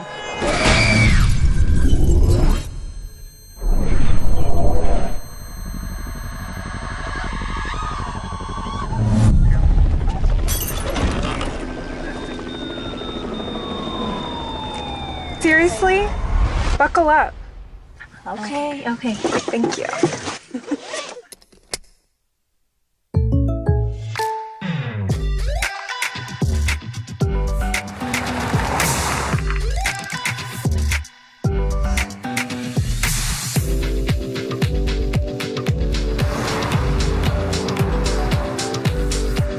For your surprisingly great rates, contact your local State Farm agent today. If you want the real deal, call State Farm agent Marty Size in Albuquerque today. Like a good neighbor, State Farm is there. For your business or your home, Valley Fence stands alone. We're number one in New Mexico for a reason. It's the best fence you can own.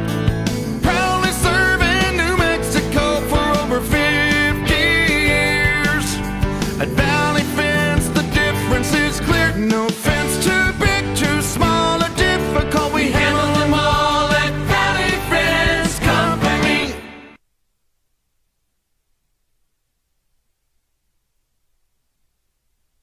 We would like to thank the following sponsors for making this broadcast possible.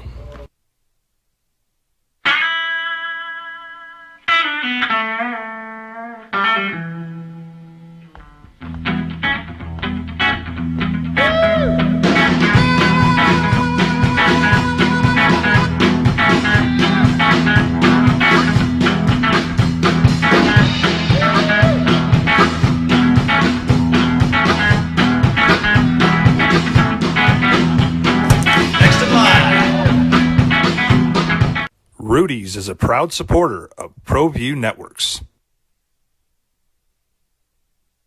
It's fantastic. You know, as one man once said, L-I-V-I-N. Did you know the big club made history last night, Major League history? JJ, did you know this? We haven't talked about this yet. I was watching the game in the press box. We had it on a small TV. It was Jordan Beck's debut. He did, yep. Lacey All right. single in his first at-bat, second pitch. That's different history than I was thinking. The Rockies last night became the first team in Major League Baseball since 1900. To walk 14 batters. Nope. The Astros did that a couple of weeks ago. That's all JJ. Since the St. Louis Browns in 1900 to trail in each of its first 29 games. Wow. Now, the Browns initially set the record in 1910. They trailed for their first 28 games. So, and the Rockies didn't trail last night until the last pitch of the game. It was brutal, right? Because they were up. They scored, I think 3 in the ninth, and then they lost. No, the Marlins scored 3 in the ninth, and then they lost in extra innings on a walk-off. So, a little Major League history for your guys' club. Well, you want to... That's what we're talking about, right? You want to be able to fight through adversity. You don't want to be easy in life, and that's what they're doing. And Bud Black is showing his young team, a lot of young players. Jordan Beck's 22-year-old potential superstar getting his debut last night. Like, hey, none of this is supposed to be easy. You have to earn everything in baseball. Yeah. Jordan Beck went 2 for 4, by the way. I mean, I love it. Jordan Beck was 2 for 4 in his debut last night. Singled in his first at bat, as you guys said. But, yeah, they've trailed in every game. It's a Major League record that goes back to 1900. Woo! Surprised the White Sox don't have that one, honestly. Yeah, that's a good one. Yeah, fair enough. No, that's fair enough. All right, your club is struggling a bit too, but it's we got a big week, and Cinco de Mayo is going to be a big old party out at the Ball Yard. Oh, you know that, yeah. So on Sunday, we have a 5:05 start time. We're going to be giving out 3,000 mariachi jerseys to the first 3,000 fans 16 and older. So make sure you get out there in line early. I know we have fans who start lining up in the wee hours of the morning for all these giveaways. Make sure you get there early. Bring some snacks. Bring a lawn chair, if you will. We'll have an Al Hurricane Junior pregame concert starting at 3:15. Gates open at 3 o'clock. So, come hear some music, get you a T-shirt. We introduced the Hurricane fries yesterday afternoon, some curly fries, some pork in it, some red and green chili with some sour cream topping on it. Damn. It is delicious. Some chives on there as well. So, once again... Nothing but health food at the Ball Yard. I love this. Oh, yeah. Once again, Chef you Jim eat that, and then you go get, the vegan noodles? Exactly. Yeah, the vegan noodles. So you get your meat, you get all your carbs, and you go and get your veggies after that, and then your Thunder Cup Sundae as well. You can't forget that. Dude, those are good. Oh, the kid loved that. And JJ's blaming some of the losing on me because the people are. No. JJ is. It was Pilo's birthday. He was on with us. Your manager was on with us, Sunday curse. And I made sure that he got. It made sure that he got a delivery. John Traub, your general manager, was listening. He actually showed me the Post-it note on his desk, and he said, "Make sure Pilo gets that." I know you charge my account for it, and for some reason, that's the reason the team hasn't been playing well. You're that powerful. Let me just tell you something, dude. Ice cream makes everything better. It doesn't make things worse. So that's not the reason. It can't be, right? Doesn't ice cream makes everything better. I would agree with that. I mean, ice cream is just absolutely wonderful, but I don't know, man. Jeff, All right, so how do you break the curse? If you believe in that curse, which, by the way, is a bunch of crap, but if you believe in it, how do you break it? Telling yourself that, Mr. Superstitious. maybe you got to buy him another Sunday. All right? Put it on my tab and send him a Sunday today. Put it on my tab right now. Bring him 2 for all I care. There you go. Just at the start of every series, a different Sunday to see if it. Oh, there you go. See which one works. That right mode. And when we finally win a series, all right, that's the one. It has to be that. Bears, right? No, this one with the cookie dough. It's like, See? All kind of different combinations. Hell, just send them damn Dippin' Dots. I don't right, care. There you go. Figure it out. What's your favorite ballpark dessert ever? Ever? Oh man, probably a churro. Is it really? I love a good cinnamon. Oh yeah, man. I had one in San Francisco a number of years back for the first time ever, and I just fell in love with a good churro, man. Dude, I didn't have them last night, but the dude next to me had churros dipped in like the churros with like hot fudge right next to him. Oh yeah. Oh, cannot beat that, man. Where are you, by the way? I'm in Scottsdale. Oh, so you're just living tough right now, huh? Come on, I'm working out here. I had meetings. This is work for me. This is my job. And we ate well. When's your tea time? When I get back on Friday, I'm going to try to make one. I fly back today. Should I try to play before I fly back? Yeah, why not? They have many good courses out there. There's not too Yeah. bad yet. No, it's only like mid-90s. It's perfect. That's nothing. Yeah. Yeah, it's perfect. All right, what else we got going on with the club? I mean, obviously, pitching issues throughout the organization, right? But it's there's still a lot of good young ball players to go take a look at. Oh, no doubt about that. Yeah, and this Friday we have our Asian American Pacific Islander night. Asian American Pacific Islander night. Yeah, what are we doing? Polynesian cultures with some authentic dance. Nice. New food will be announcing tomorrow afternoon. And some educational boosts on the concourse as well. Everything's around food. New food. We're going to have new man, food. Then we're going to have new food. you are understanding what's going on. Exactly. Don't look at the man behind the curtain. Don't look at maybe this team's trailing at times. Look over here. Did you see the taco race? See the food come, right? Your intern told me, well, I think it was his parents who told me he was the red chili and he lost and he was really bummed that he lost. Like, that's top secret information there, Jeff. I guess the chilies now, I mean, it's getting competitive every day. People want, like, I didn't realize. People take their sides. It can be a bloodbath out there some nights. So is the chili the easier costume to run in? Definitely easier than the taco and the salsa jar. 100%. Well, the salsa jar almost never. I can't recall last time the salsa jar won. Yeah, I mean, it's so wide. It's just so much more space. You gotta, And last time I was at the ball game, because I kind of look at them, I'm like, who's got longer legs? Who's a little bouncier out there? It's kind of like watching the horses, and that's what. So I was on. Yep. I picked salsa jar last time for the first time ever, and of course, red chili won that day. But yeah, you can't. I don't recall salsa jar ever winning. Do you? I don't. Yeah, I mean, I've seen taco win a number of times. Taco wins a lot. Yeah, other than salsa jar. Never gonna get that W, unfortunately. Do you remember when you had the sopapilla looked like a big cheese ball, like like it was a big cheese wheel out here. Cheese. It was a cheese wheel. The sopapilla. Whatever happened to the sopapilla? I couldn't tell you that, and I don't think we bring that one out anymore, unfortunately. But just red and green chili and taco is so popular. You got to make sure those guys are out every night. The salsa jar, the lovable loser. Let's get a little like tamale out there. The lovable loser, the poor damn salsa jar. Do we have like a car company on that now instead of like a Mexican restaurant? Last year, but this year was no sponsor for it. It's open on the actual Chili's, the racers themselves. No, that's the best event to sponsor. Yeah, oh yeah, because fans love that. They're paying attention to it every single night. It is a great sponsorship for anybody. Maybe I'll take my sign down and put my logo on the Chili's. You should. Yeah, sponsored by the New Mexico. The Isleta, New Mexico Bowl. Isleta, excuse me. Yeah, that's right. They're a big partner of yours now. Don't forget that. They are, yeah. Right on first base line. I know exactly where they are.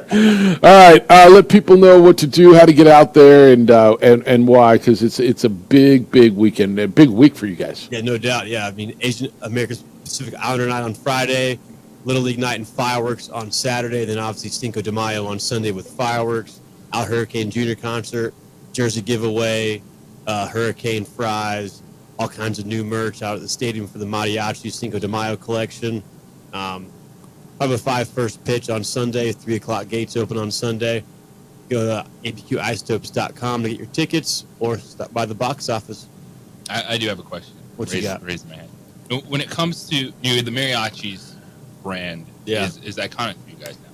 Oh, but no doubt. when you are going into a new season, do you discuss like little tweaks or a color change to a logo or adding a certain style? Like who handles that and who makes the final decision? Yeah, I mean, it's a team effort, but obviously John Traub's head man in charge, so he's going to make the final call and all those things. We try to, for the giveaways especially, we try to make it a new kind of twist on it. And so this year, the jersey giveaway is kind of resembles actual Mariachi's jacket from the band. So it's a really cool design there, very sleek. But yeah, you got to keep it fresh for the fans. Make sure, so last year we brought out the Cinco de Mayo collection for the first time, which is the red and green, obviously, and the white. And so we kind of, for the third time, altered the logo, the colors of the logo. And so, it's all just making sure that they're all within the brand and heading in the right direction to make sure the fans are going to, crave some of that new merch. What are the colors? You changed the colors? Like it was teal, black, and red, right? So the first logo was red and black and white. The second logo was turquoise, white, and black. And then our Cinco de Mayo logo has the red, green, and white on it. Makes sense. Yeah, makes sense. All right, and by the way, there will be another team in town. It'll be the Round Rock Express if you're looking to go out and see the Texas Rangers Jack Club. Leiter's pitching tomorrow, Thursday, 11 a.m. start. So if you're a big Jack Leiter fan or a fan of pitching, come out to the ballpark. I get day ball tomorrow? Oh, yeah. Damn, JJ, I get back in town. I got to go across the street for lunch. Yeah, there you go. It feels right. All right, Round Rock is currently in third place. Sugar Land, Oklahoma City, Round Rock, El Paso, and then Albuquerque is the standing. So if you want to go out and see the ball, enjoy it. Tomorrow, day game, Mariachis on Sunday, and Asian Pacific Islander night. Is that right? Yes, sir. AAPI. Yeah, on Friday. Good to see you, man. Yes, sir. You appreciate thanks for coming by. No, always. And, of course, Isotopes Baseball proudly heard all season long right here on 95.9 FM and AM 670 Sports Animal with the voice of the Isotopes and a proud Aztec, Josh Suchon. All right, we'll get back to it. You're calling at 505. I got a bunch of correspondence. Hey, Forrest, where are you on NIL? Oh, never mind. It's the opening drive on 95.9 FM and AM 670 Sports Animal. Travis Kelce's girlfriend. We would like to thank the following sponsors for making this broadcast possible. What's going on, Lobo Nation? Ja'Cory Krosky-Miller here. And I'm Devin Dampier. The Lobo football team is going through some changes, but we're here to stay. We'll put in the work on the field and in the weight room, but we'll need your help off the field. 505 Sports Venture is leading the charge in the NIL space. And you can be part of it. You make my heart better. Shorty, she better than all my intentions. Locked in, shorty, you got my attention.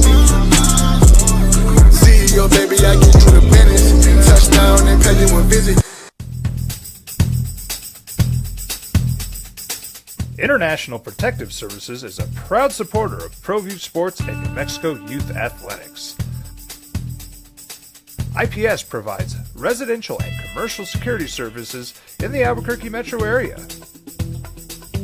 For more info, please call 505-897-2420 or visit internationalprotectiveservice.com. Hi, I'm Steve Stucker here for Dr. Robert Melendez and the Juliet Eye Institute. You may remember me like this, but no more. The glasses are gone. I tossed them months ago because of a brand new procedure from Dr. Melendez known as RLE, refractive lens exchange. the latest technology, the best eyesight I've ever had in my life, and you can check it out by clicking on the link in the description right here.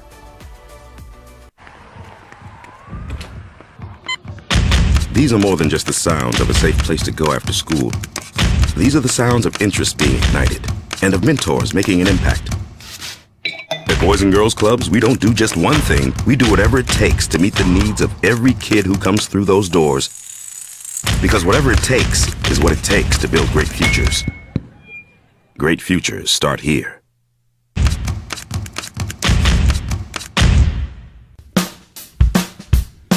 Well, I'm going to the frontier, walk up to the cashier, order up a root beer and a number one. Cover it with green stuff, one scoop is not enough. Find a booth is real tough, backed by the Duke. Meet my family, meet my friends in the quirkiest restaurant I have ever been. All of Albuquerque's favorite spot, it's the Frontier Restaurant. The Frontier Restaurant is a proud supporter of ProView Networks. I was born in New Mexico. I grew up on these streets. I got in trouble here, and I fought my way back in boot camp. I love New Mexico, especially the people. Now I'm using my training, tenacity, and energy to fight for you. I'm Adam Oki, lawyer, fighter, and New Mexican. I was a local athlete here in New Mexico, so I'm proud to support your local athletes.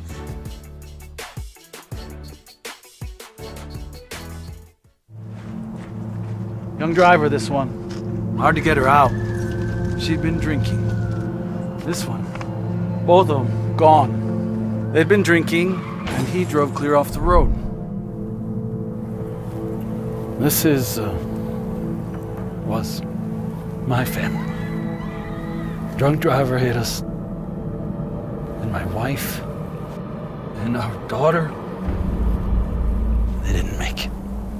For your business or your home, Valley Fence stands alone. We're number one in New Mexico for a reason. It's the best fence you can own. Proudly serving New Mexico for over 50 years. At Valley Fence, the difference is clear. No fence too big, too small, or difficult. We handle them all at Valley Fence Company.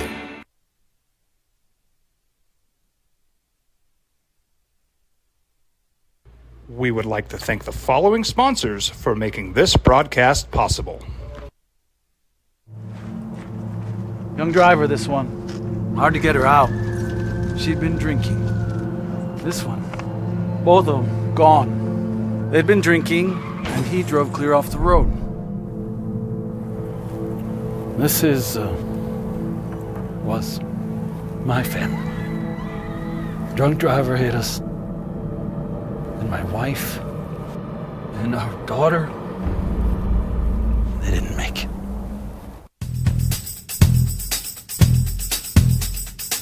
International Protective Services is a proud supporter of ProView Sports and New Mexico Youth Athletics. IPS provides residential and commercial security services in the Albuquerque metro area. For more info, please call 505-897-2420 or visit internationalprotectiveservice.com.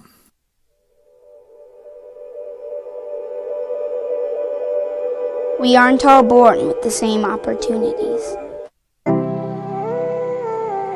But it's the people who care that change everything. Get ready, Sprout, get ready! My coach, my teacher, my older sisters, my grandma, my brother, my tutor, my dad, and my mom. As New Mexicans, it's up to all of us to do our part. So that no child goes without love. And no family has to do it all on their own. They're all our children. Every single person is called to make a difference in the life of a child. It's up to all of us to do our part. To pull together. Pull together. Pull together. To make New Mexico the best place to be a kid.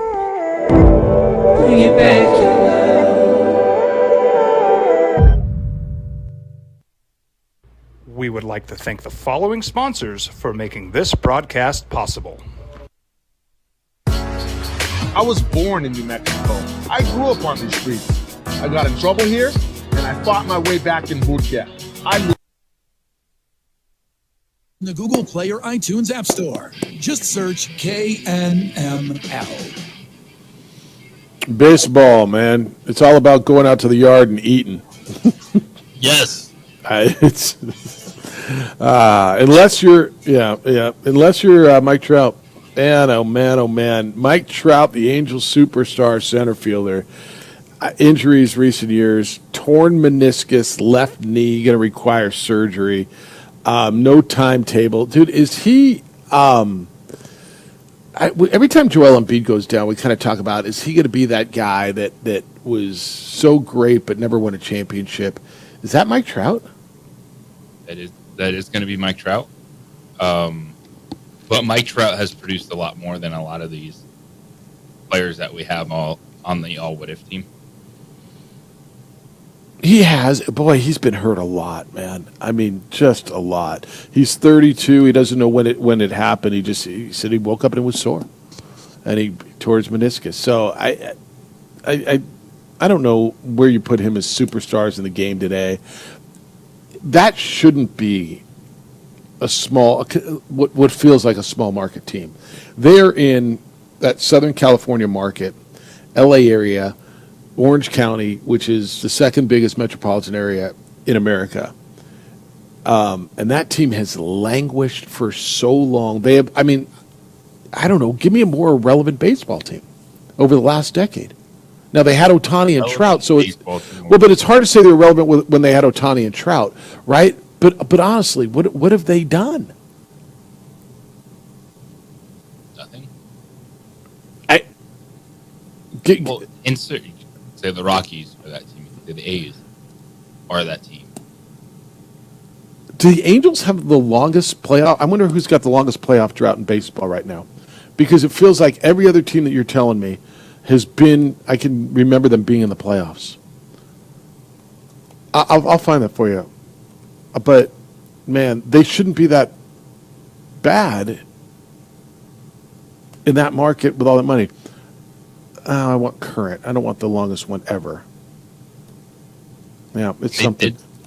It took them till last year. All right, they do. Here, a bunch of money. As of last season, and so it's still this season, the longest active drought is the Tigers and the Angels. As of 2023 season, so it's now 9 years. Yeah. It's crazy. Last time they were in the playoffs was 2015. They've had Mike Trout, Shohei Ohtani. They spend money like crazy. They've got you said, none of those teams you talked about. Kansas City, Pittsburgh had a drought. The Rangers broke their drought last year in a big way, didn't they? Yes. They won the World Series. Yeah, it's crazy. The longest drought is now it's 9 years. Oh, it's crazy. All right, 505-246-0610. We've been talking a lot about the NIL stuff. You guys have been in on a bunch of stuff today. By the way, the text line told me Salsa Jar won last Friday night at the ballpark. It was Little League night, and this texter was there, and the Salsa Jar won the race. So, I've never seen it, but it happened. Text line out. It doesn't feel like anyone believes that happened. I don't, because I told Forrest that, he's like, huh, okay. I mean, how does he not remember that? They bet on it up there. Video evidence, I'm sure. Yeah, I'm sure there is. All right, text line says on the NIL stuff, what I don't understand is why are not NIL deals legally binding contracts with the players for a certain length of time with expensive buyouts if they leave or break them? These are all adults signing these deals. So I'm not sure I understand it either. So you get an NIL deal. From what I've been told recently, JJ, guys are getting NIL money to go on visits. That a certain running back went up to Washington and got a bunch of money to go there, went to Arizona, got a bunch of money to go there, and then is at Ole Miss. Now, I don't know how it's working. Does the player have to play the entire season? So this a big. These guys are, and then the season. Are they? All right, wait. Are they? So there's it's a big conversation in my business. Does bowl season include the season? Well, then that's on the collective, because you can't sit here and complain about anything if you don't want to take further control of it. That's on the collective. That's their decision right now. It's out of your hands. What penalty do you want to have on a player? So if let's just say I'm signing a football player, and I'm paying you, pick a round number, I don't even care. Say it's $100,000, whatever it is. Is that for 12-game regular season? Does that include a conference championship and a bowl game? We'll say that again? But if you don't, put it in the contract then. Yeah. Say, hey, this is what you get for the regular season. If you're playing a bowl game, this is what you get postseason. All that stuff can be handled. That's on the collective. And if they just put out a number and say, well, here's $600,000 for the year. Boom, here you go. And it doesn't say, hey, well, as a collective, we still would like you to do this, this, and this. It's not the NCAA trying to solve this. That's on the just wanting to hand out the money, get the best players they can for the teams they root for. Yeah. I don't think I disagree with you. I think it's got to be laid out in that. And I know there's been a big push in college football that the NIL deals should run through bowl season. But then how do you run them through bowl season when here's the other big issue, the transfer portal opens up right as bowl season starts. So and that would be a fair thing from a collective side. Put it in the contract you're giving to these players, because obviously there has to be something that is agreed upon to exchange that much money. Right. It's not just a handshake.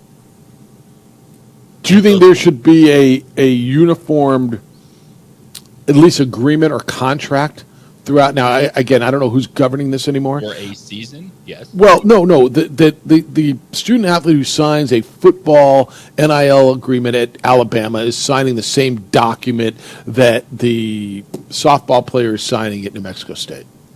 Should there be a uniform document that they're all signing? That can happen if schools control. 100% right. Right.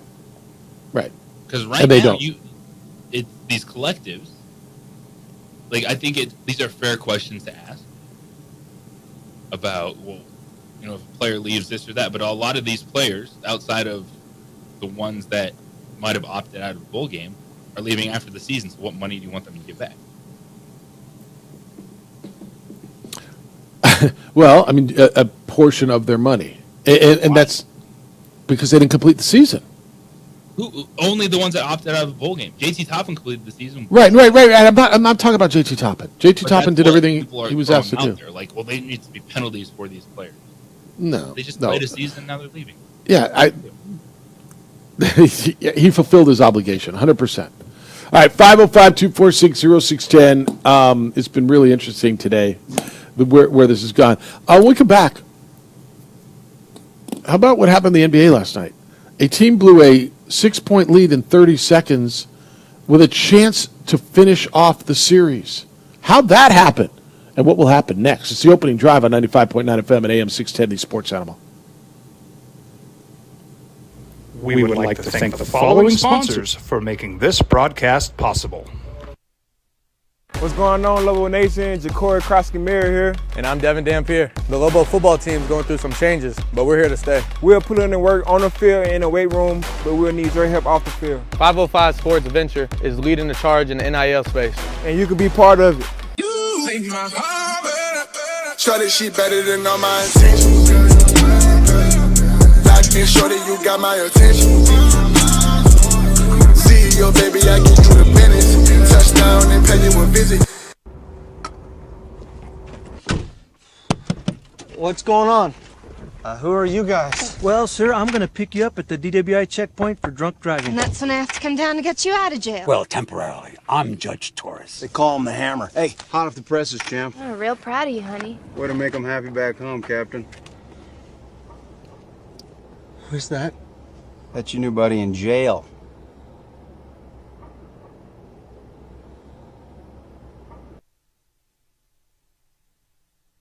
I'm going out, Grandma. When are you coming home? I'll be home late. Don't wait up, okay? Be careful, mijito. Love you, Grandma. Mijito. He's a good man. Sometimes he just makes bad decisions. tell him, mijito, cuidado. Be careful. You might hurt someone. He doesn't listen. Until you stop, okay? Hello. It's me. Ay, mijo, where are you? Miguel was drinking and driving. I need you to come and get me, okay? Please, Grandma? Can you just come and get me? Leave him in jail.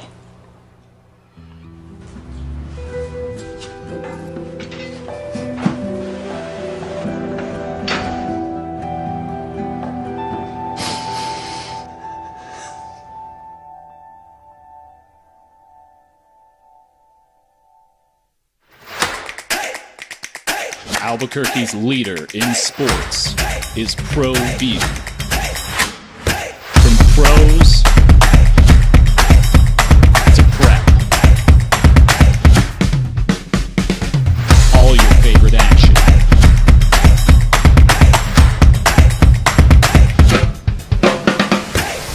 All your favorite talk shows.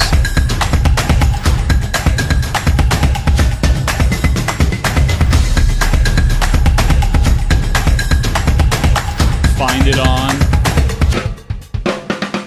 Pro View Networks. We would like to thank the following sponsors for making this broadcast possible. Albuquerque's leader in sports is Pro View.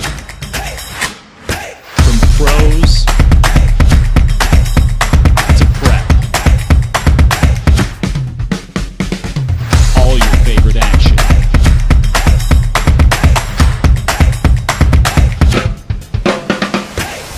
All your favorite talk shows.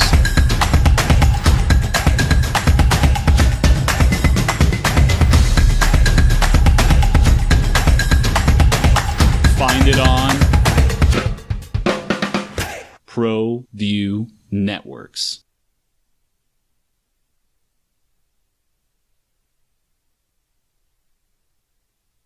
Cumulus Tacos because, well, it's Cinco de Mayo this weekend, and, well, you like tacos, and, well, because we like tacos. And so we got a sweet deal that's gone live on our website, sportsanimalabq.com. Click on the sweet deal icon. El Bruno's Restaurante y Cantina.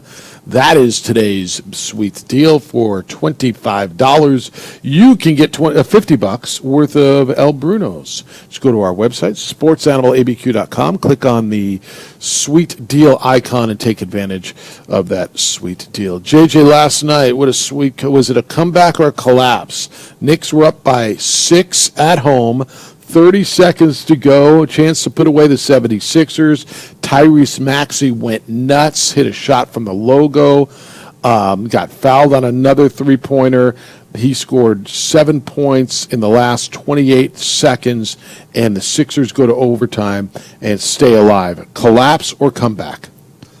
That is 70% collapse, 30% comeback.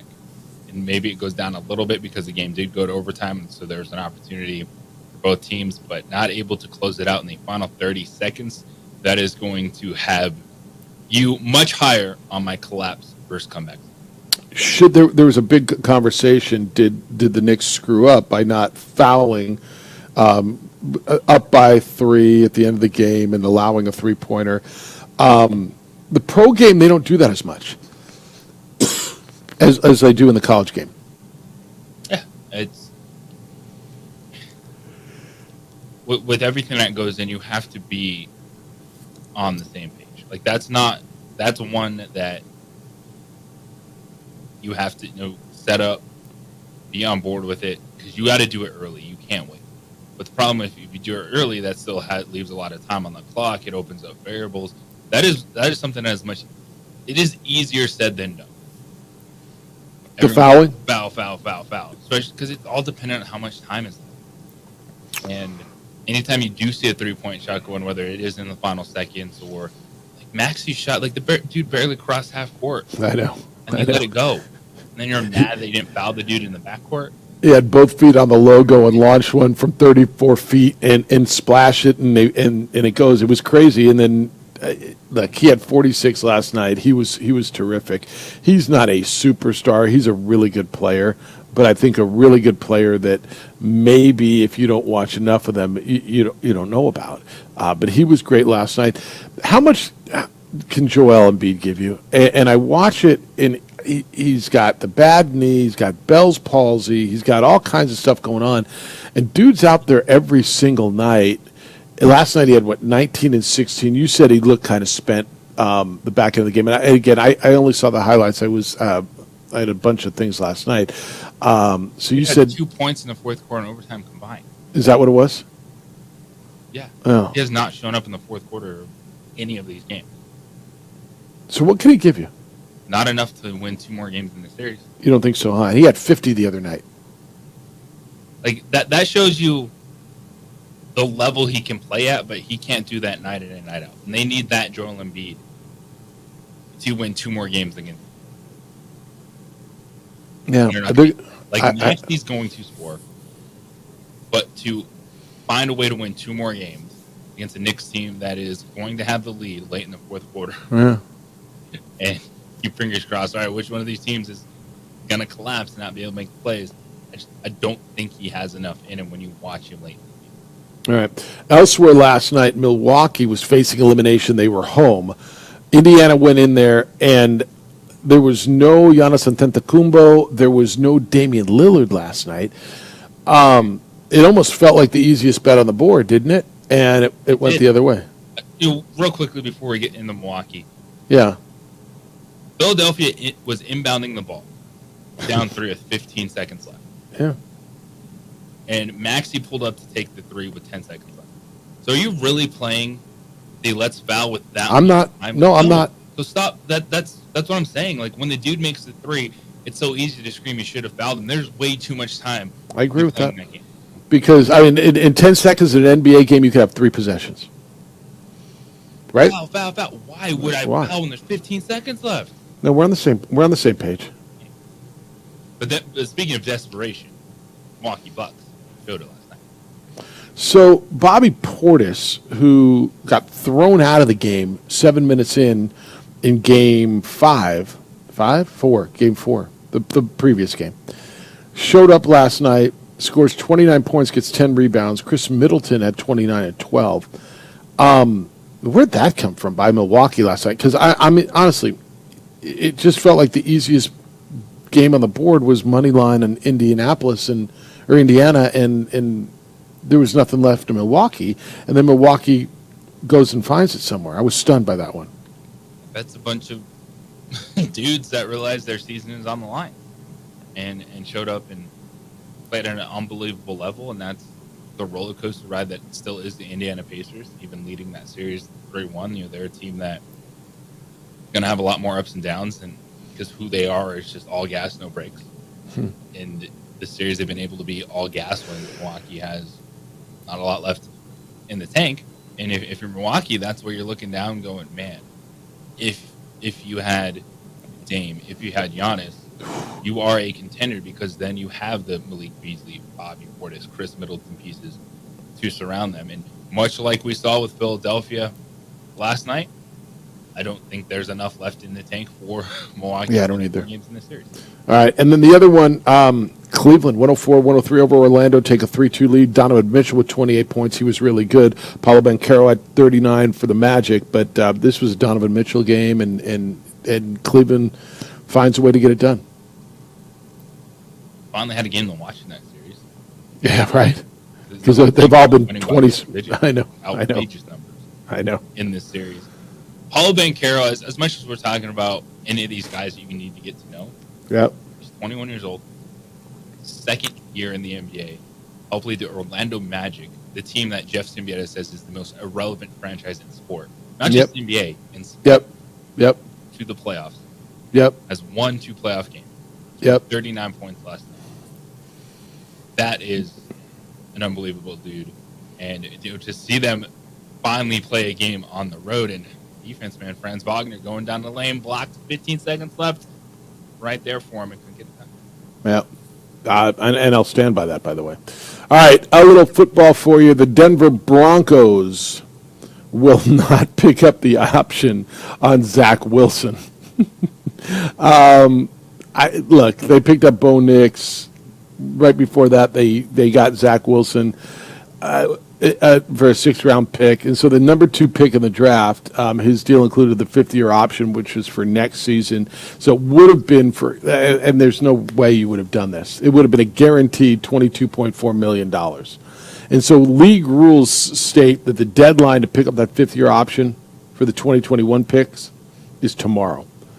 So it puts Zach Wilson in the position he's got to make the most of this season, and then he'll hit free agency in March. Look, I mean, this is the biggest non-news news there is, right? There was no way you were going to guarantee that dude $22 million next year. Oh, by the way, you just drafted Bo Nix. Well, the same thing is for Justin Fields and Mac Jones, these first-round quarterbacks from that class that are now backup quarterbacks that will hope to just be signed somewhere next year, which they will. But everyone knew they were not picking the 5th-year option. They did pick up Patrick Surtain's option, which was $19.8 million, which feels like a right move there. It's one of the top cornerbacks in the league. Yeah, so I think that one's right. But you'll start hearing some of these things with the deadline looming tomorrow. All right, still time for you to get in if you want to. 505-246-0610. Great correspondence today. I got some emails I still got to get to. Jeff at sportsanimалabq.com or JJ at sportsanimалabq.com. Everything you got to know as you go through your day. We'll hit the headlines and all the breaking stuff from this morning. It's the opening drive. Jeff Symbieta, JJ Buck. Isaiah's producing for us this morning on 95.9 FM and AM 610, the Sports Animal.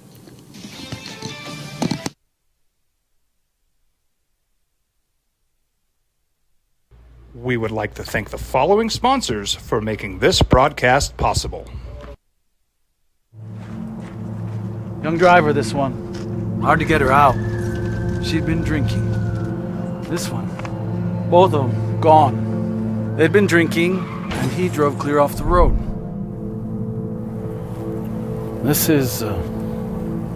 was my family.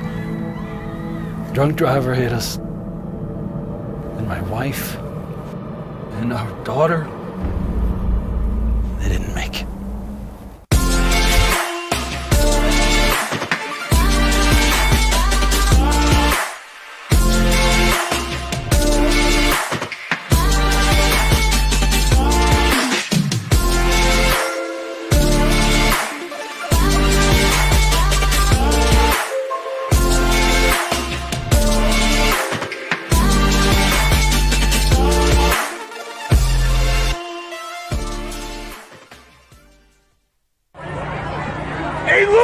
Dwight Goodman! Boom! This place is hot. Let's see if anyone needs my help. How about I drive you madman home, huh? I got this, Dwight. I'm the designated driver. Boom. Sweet. Does anyone need Dwight's help getting home tonight? No thanks, Romeo. I've got a taxi all lined up. Drive safe, Dwight. Boom! Boom! These days, it's important to know people and businesses you can trust. There's a lot of places where you can buy a vehicle, but there's only a few local dealerships where you'll find honest people who have your best interests in mind. And Fiesta Kia is one of them. We've been helping our neighbors save money and drive dependable cars for years, and we'd love to help you. With new Kias arriving daily, you'll love our selection and the peace of mind you'll get driving a Kia from Fiesta. So stop by and see us today at Fiesta Kia on Lomas, or just start driving now at fiestakia.com.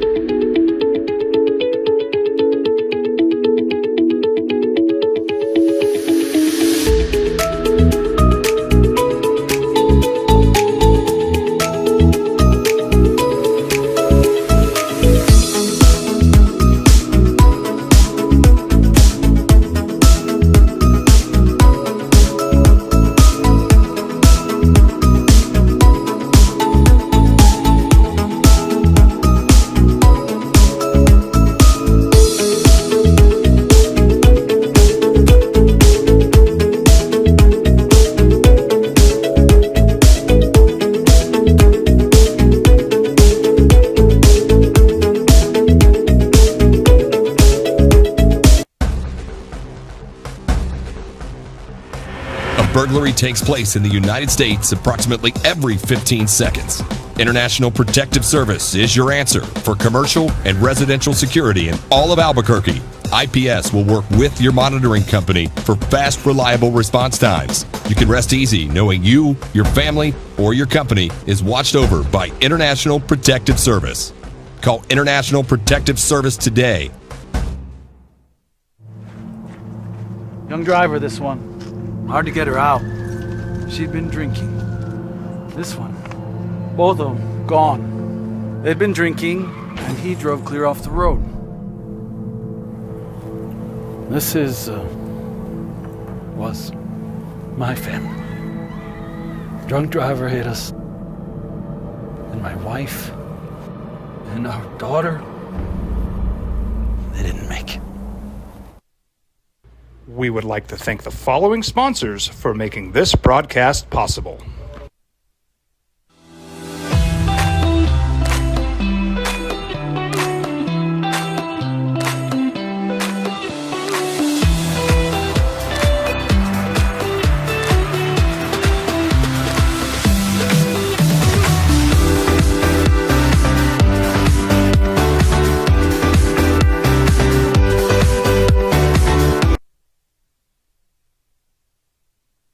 Hit the home stretch on a Wednesday morning, May the 1st. May Day. I don't even remember what May Day meant. Do you remember? May Day was a thing. Going down? Yeah, but that's what May Day means in that respect. But like May Day was a May 1st was a thing, and I don't even remember what it was. All right, what are people going to be talking about as we go through the day? The portal closes tonight for college basketball. Countdown. So, yeah, you're counting down the hours until you can go, whew, okay, or damn. Hoops last night, Knicks had a 6-point lead with 30 seconds to go at Madison Square Garden on the Philadelphia 76ers with a chance to close out the series.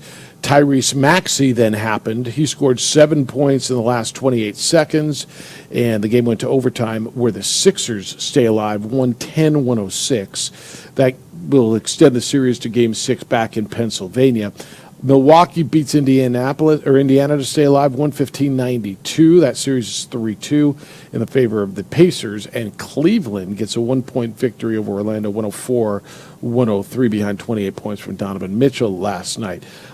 Zach Wilson's option was not picked up and will not be picked up by the Broncos, and Mike Trout has a knee injury, and he is going to have surgery, and he will be out for a while for the Los Angeles Angels. Are they of Anaheim anymore, or are they just Los Angeles Angels? Of Anaheim, of Orange County, of California, of the United States of America, of the Milky Way Galaxy. Right. Of Palos Verdes, Huntington Beach. Right, I got it. Well, Palos Verdes would be in L.A. County, so probably just Huntington Beach. All right, Gene says, here's the problem with the transfer portal, Jeffy Lube. A guy opts out of a scholarship and instead takes $50,000 a year right now. So what happens in 10 years when the money's gone and the player's illiterate?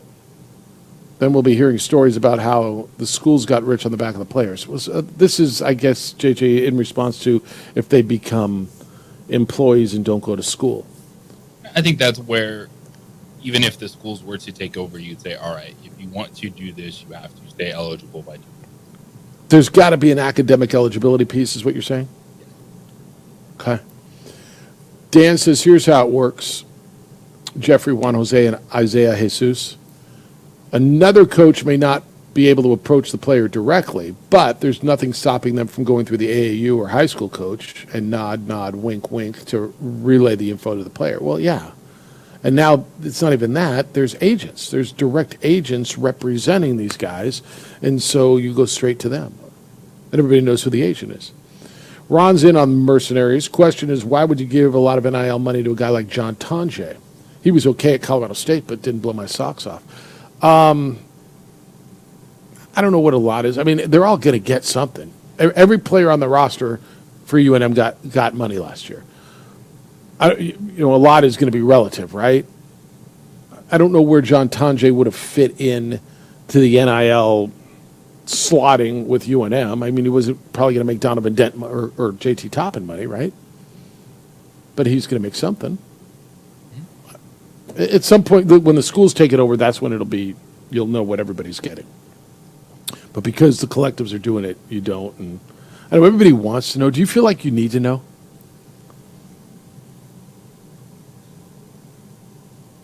Right? It's one that if you're talking about just finding ways to streamline the process of if you want there to be some type of, everyone says guardrails or anything like that. And most honestly, in the back of people's most minds, they just want penalties. They just want players actually leaving their school for somewhere else to have to feel some type of pain because they do. But is penalties another word for protection? I mean, do they want some protection for the university? Now, when you get a guy from another place, you don't care, right? So protection there, right? So when Nelly Jr. Joseph transferred last year from Iona, did you feel bad for Iona? Nope. Or when Mustafa Amsil came here from Dayton, did you feel bad for Dayton? Now, are they of the ilk, the difference maker that JT Toppin is? And I think that's where Lobo fan kind of got kicked in the stones this week, right? Yeah, we're going to lose. Even MASH. And by the way, and I'll say it again, I think MASH is going to have an insanely good year at Temple. But even losing a guy like that, like you almost, all right, you lost the freshman of the year, a difference maker. And so that's what got people going. But when who was the year before? When you got Josiah Alec, did you feel bad for UMKC and Marvin Menzies? I mean, did you think twice about it? And everyone understands that is when it benefits you, you're happy. When you lose a good player, you're gonna be frustrated. And so that's where you take a step back and you look at the system and say, okay, what can be refined? Does it need to be refined? You want the schools taking over, so at least there's a blanket policy in place. But that policy still is not going to prevent players from leaving once the season ends. Like, there's nothing you could have put in place right now other than going back and saying, well, if you want to leave my school, you have to sit out a year. That would have kept JT Toppin at UNM other than somehow they had the money to match it. And I wonder even, and let's just say UNM said, hey, we got $600,000 for you. And they couldn't have done that, right? Does the agent, because you said the exposure thing isn't that big of a deal. I wonder if it is. If there's a promise that I'm going to get you to a Big 12 school or an SEC school and you're going to make way more money, you think it's all about the money, or do you think it's partially about the stage? All the factors playing. Well, because I believe that JT Toppin is a guy that can be flirting with being on an NBA draft. I agree with that. Yeah, I agree with that. But so the agent is incentivized to get the player a better deal because the agent gets a percentage of whatever NIL deal he gets you into, and if he's getting a percentage off of $200,000, it's not as much as it is off of $600,000, obviously. So the agent is incentivized to find him a better spot. And look, somebody's got to be looking out for the student athlete. You can have the conversation: is the agent really looking out for the student athlete, or is he looking out for himself? But that's where we are. All right, what do I get tonight? I get hoops tonight. What do I get in the NBA tonight? You know what I don't get? Lakers and Nuggets. Oh, sorry. NBA scores tonight because the West is almost done. Well, yeah, the Mavs and Clippers tonight? 2-2. All right, so I get the Heat and Celtics tonight and the Mavs and Clippers. Yeah. Heat and Celtics ends tonight, right? Even down Kristaps Porzingis, like Boston needs to go out there, not mess around. They got some work to do. Kristaps Porzingis suffered the same injury as Giannis, so he's off the table for a while. But don't let the Heat stick around. You look at the Heat too. Jaime Jaquez rolled out. Been without Jimmy Butler. They've been without Terry. They're done, right? Handle your business. 14.5 points. Over. You like the 14.5 of Boston? It's a big number. It's too big, right?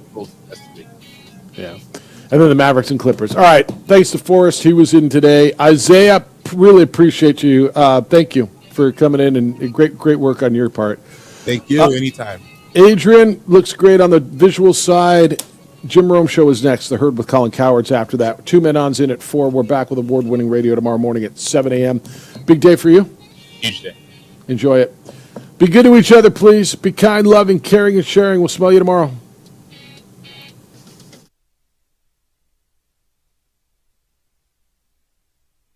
We would like to thank the following sponsors for making this broadcast possible.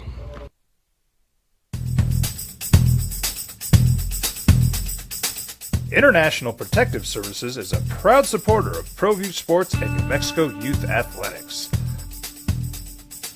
IPS provides residential and commercial security services in the Albuquerque metro area.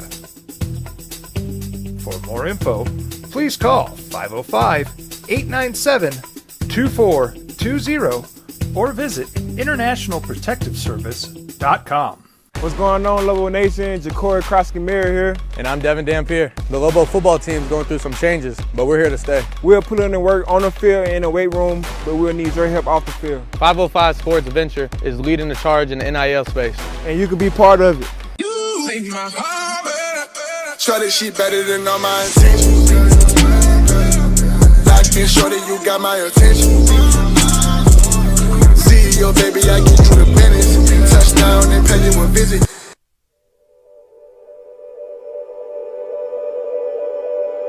We aren't all born with the same opportunities. But it's the people who care that change everything. Get ready, Spout, get ready. My coach, my teacher, my older sisters, my grandma, my brother, my tutor, my dad, and my mom.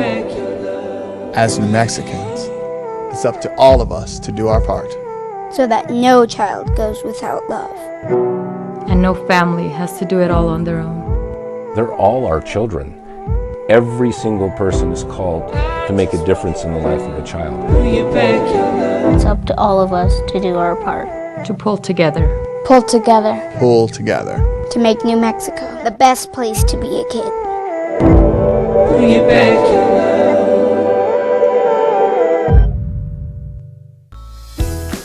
Hi, my name is Daniel Chavez, and this is my business partner, David Chavez. We are the owners of Indeed Safety. Indeed Safety is a local safety consulting company helping our clients with their safety needs for their projects. One of the things we pride ourselves as a construction safety company is helping our men and women in construction get home safe every day to their families. Indeed Safety is a proud supporter of ProView Network.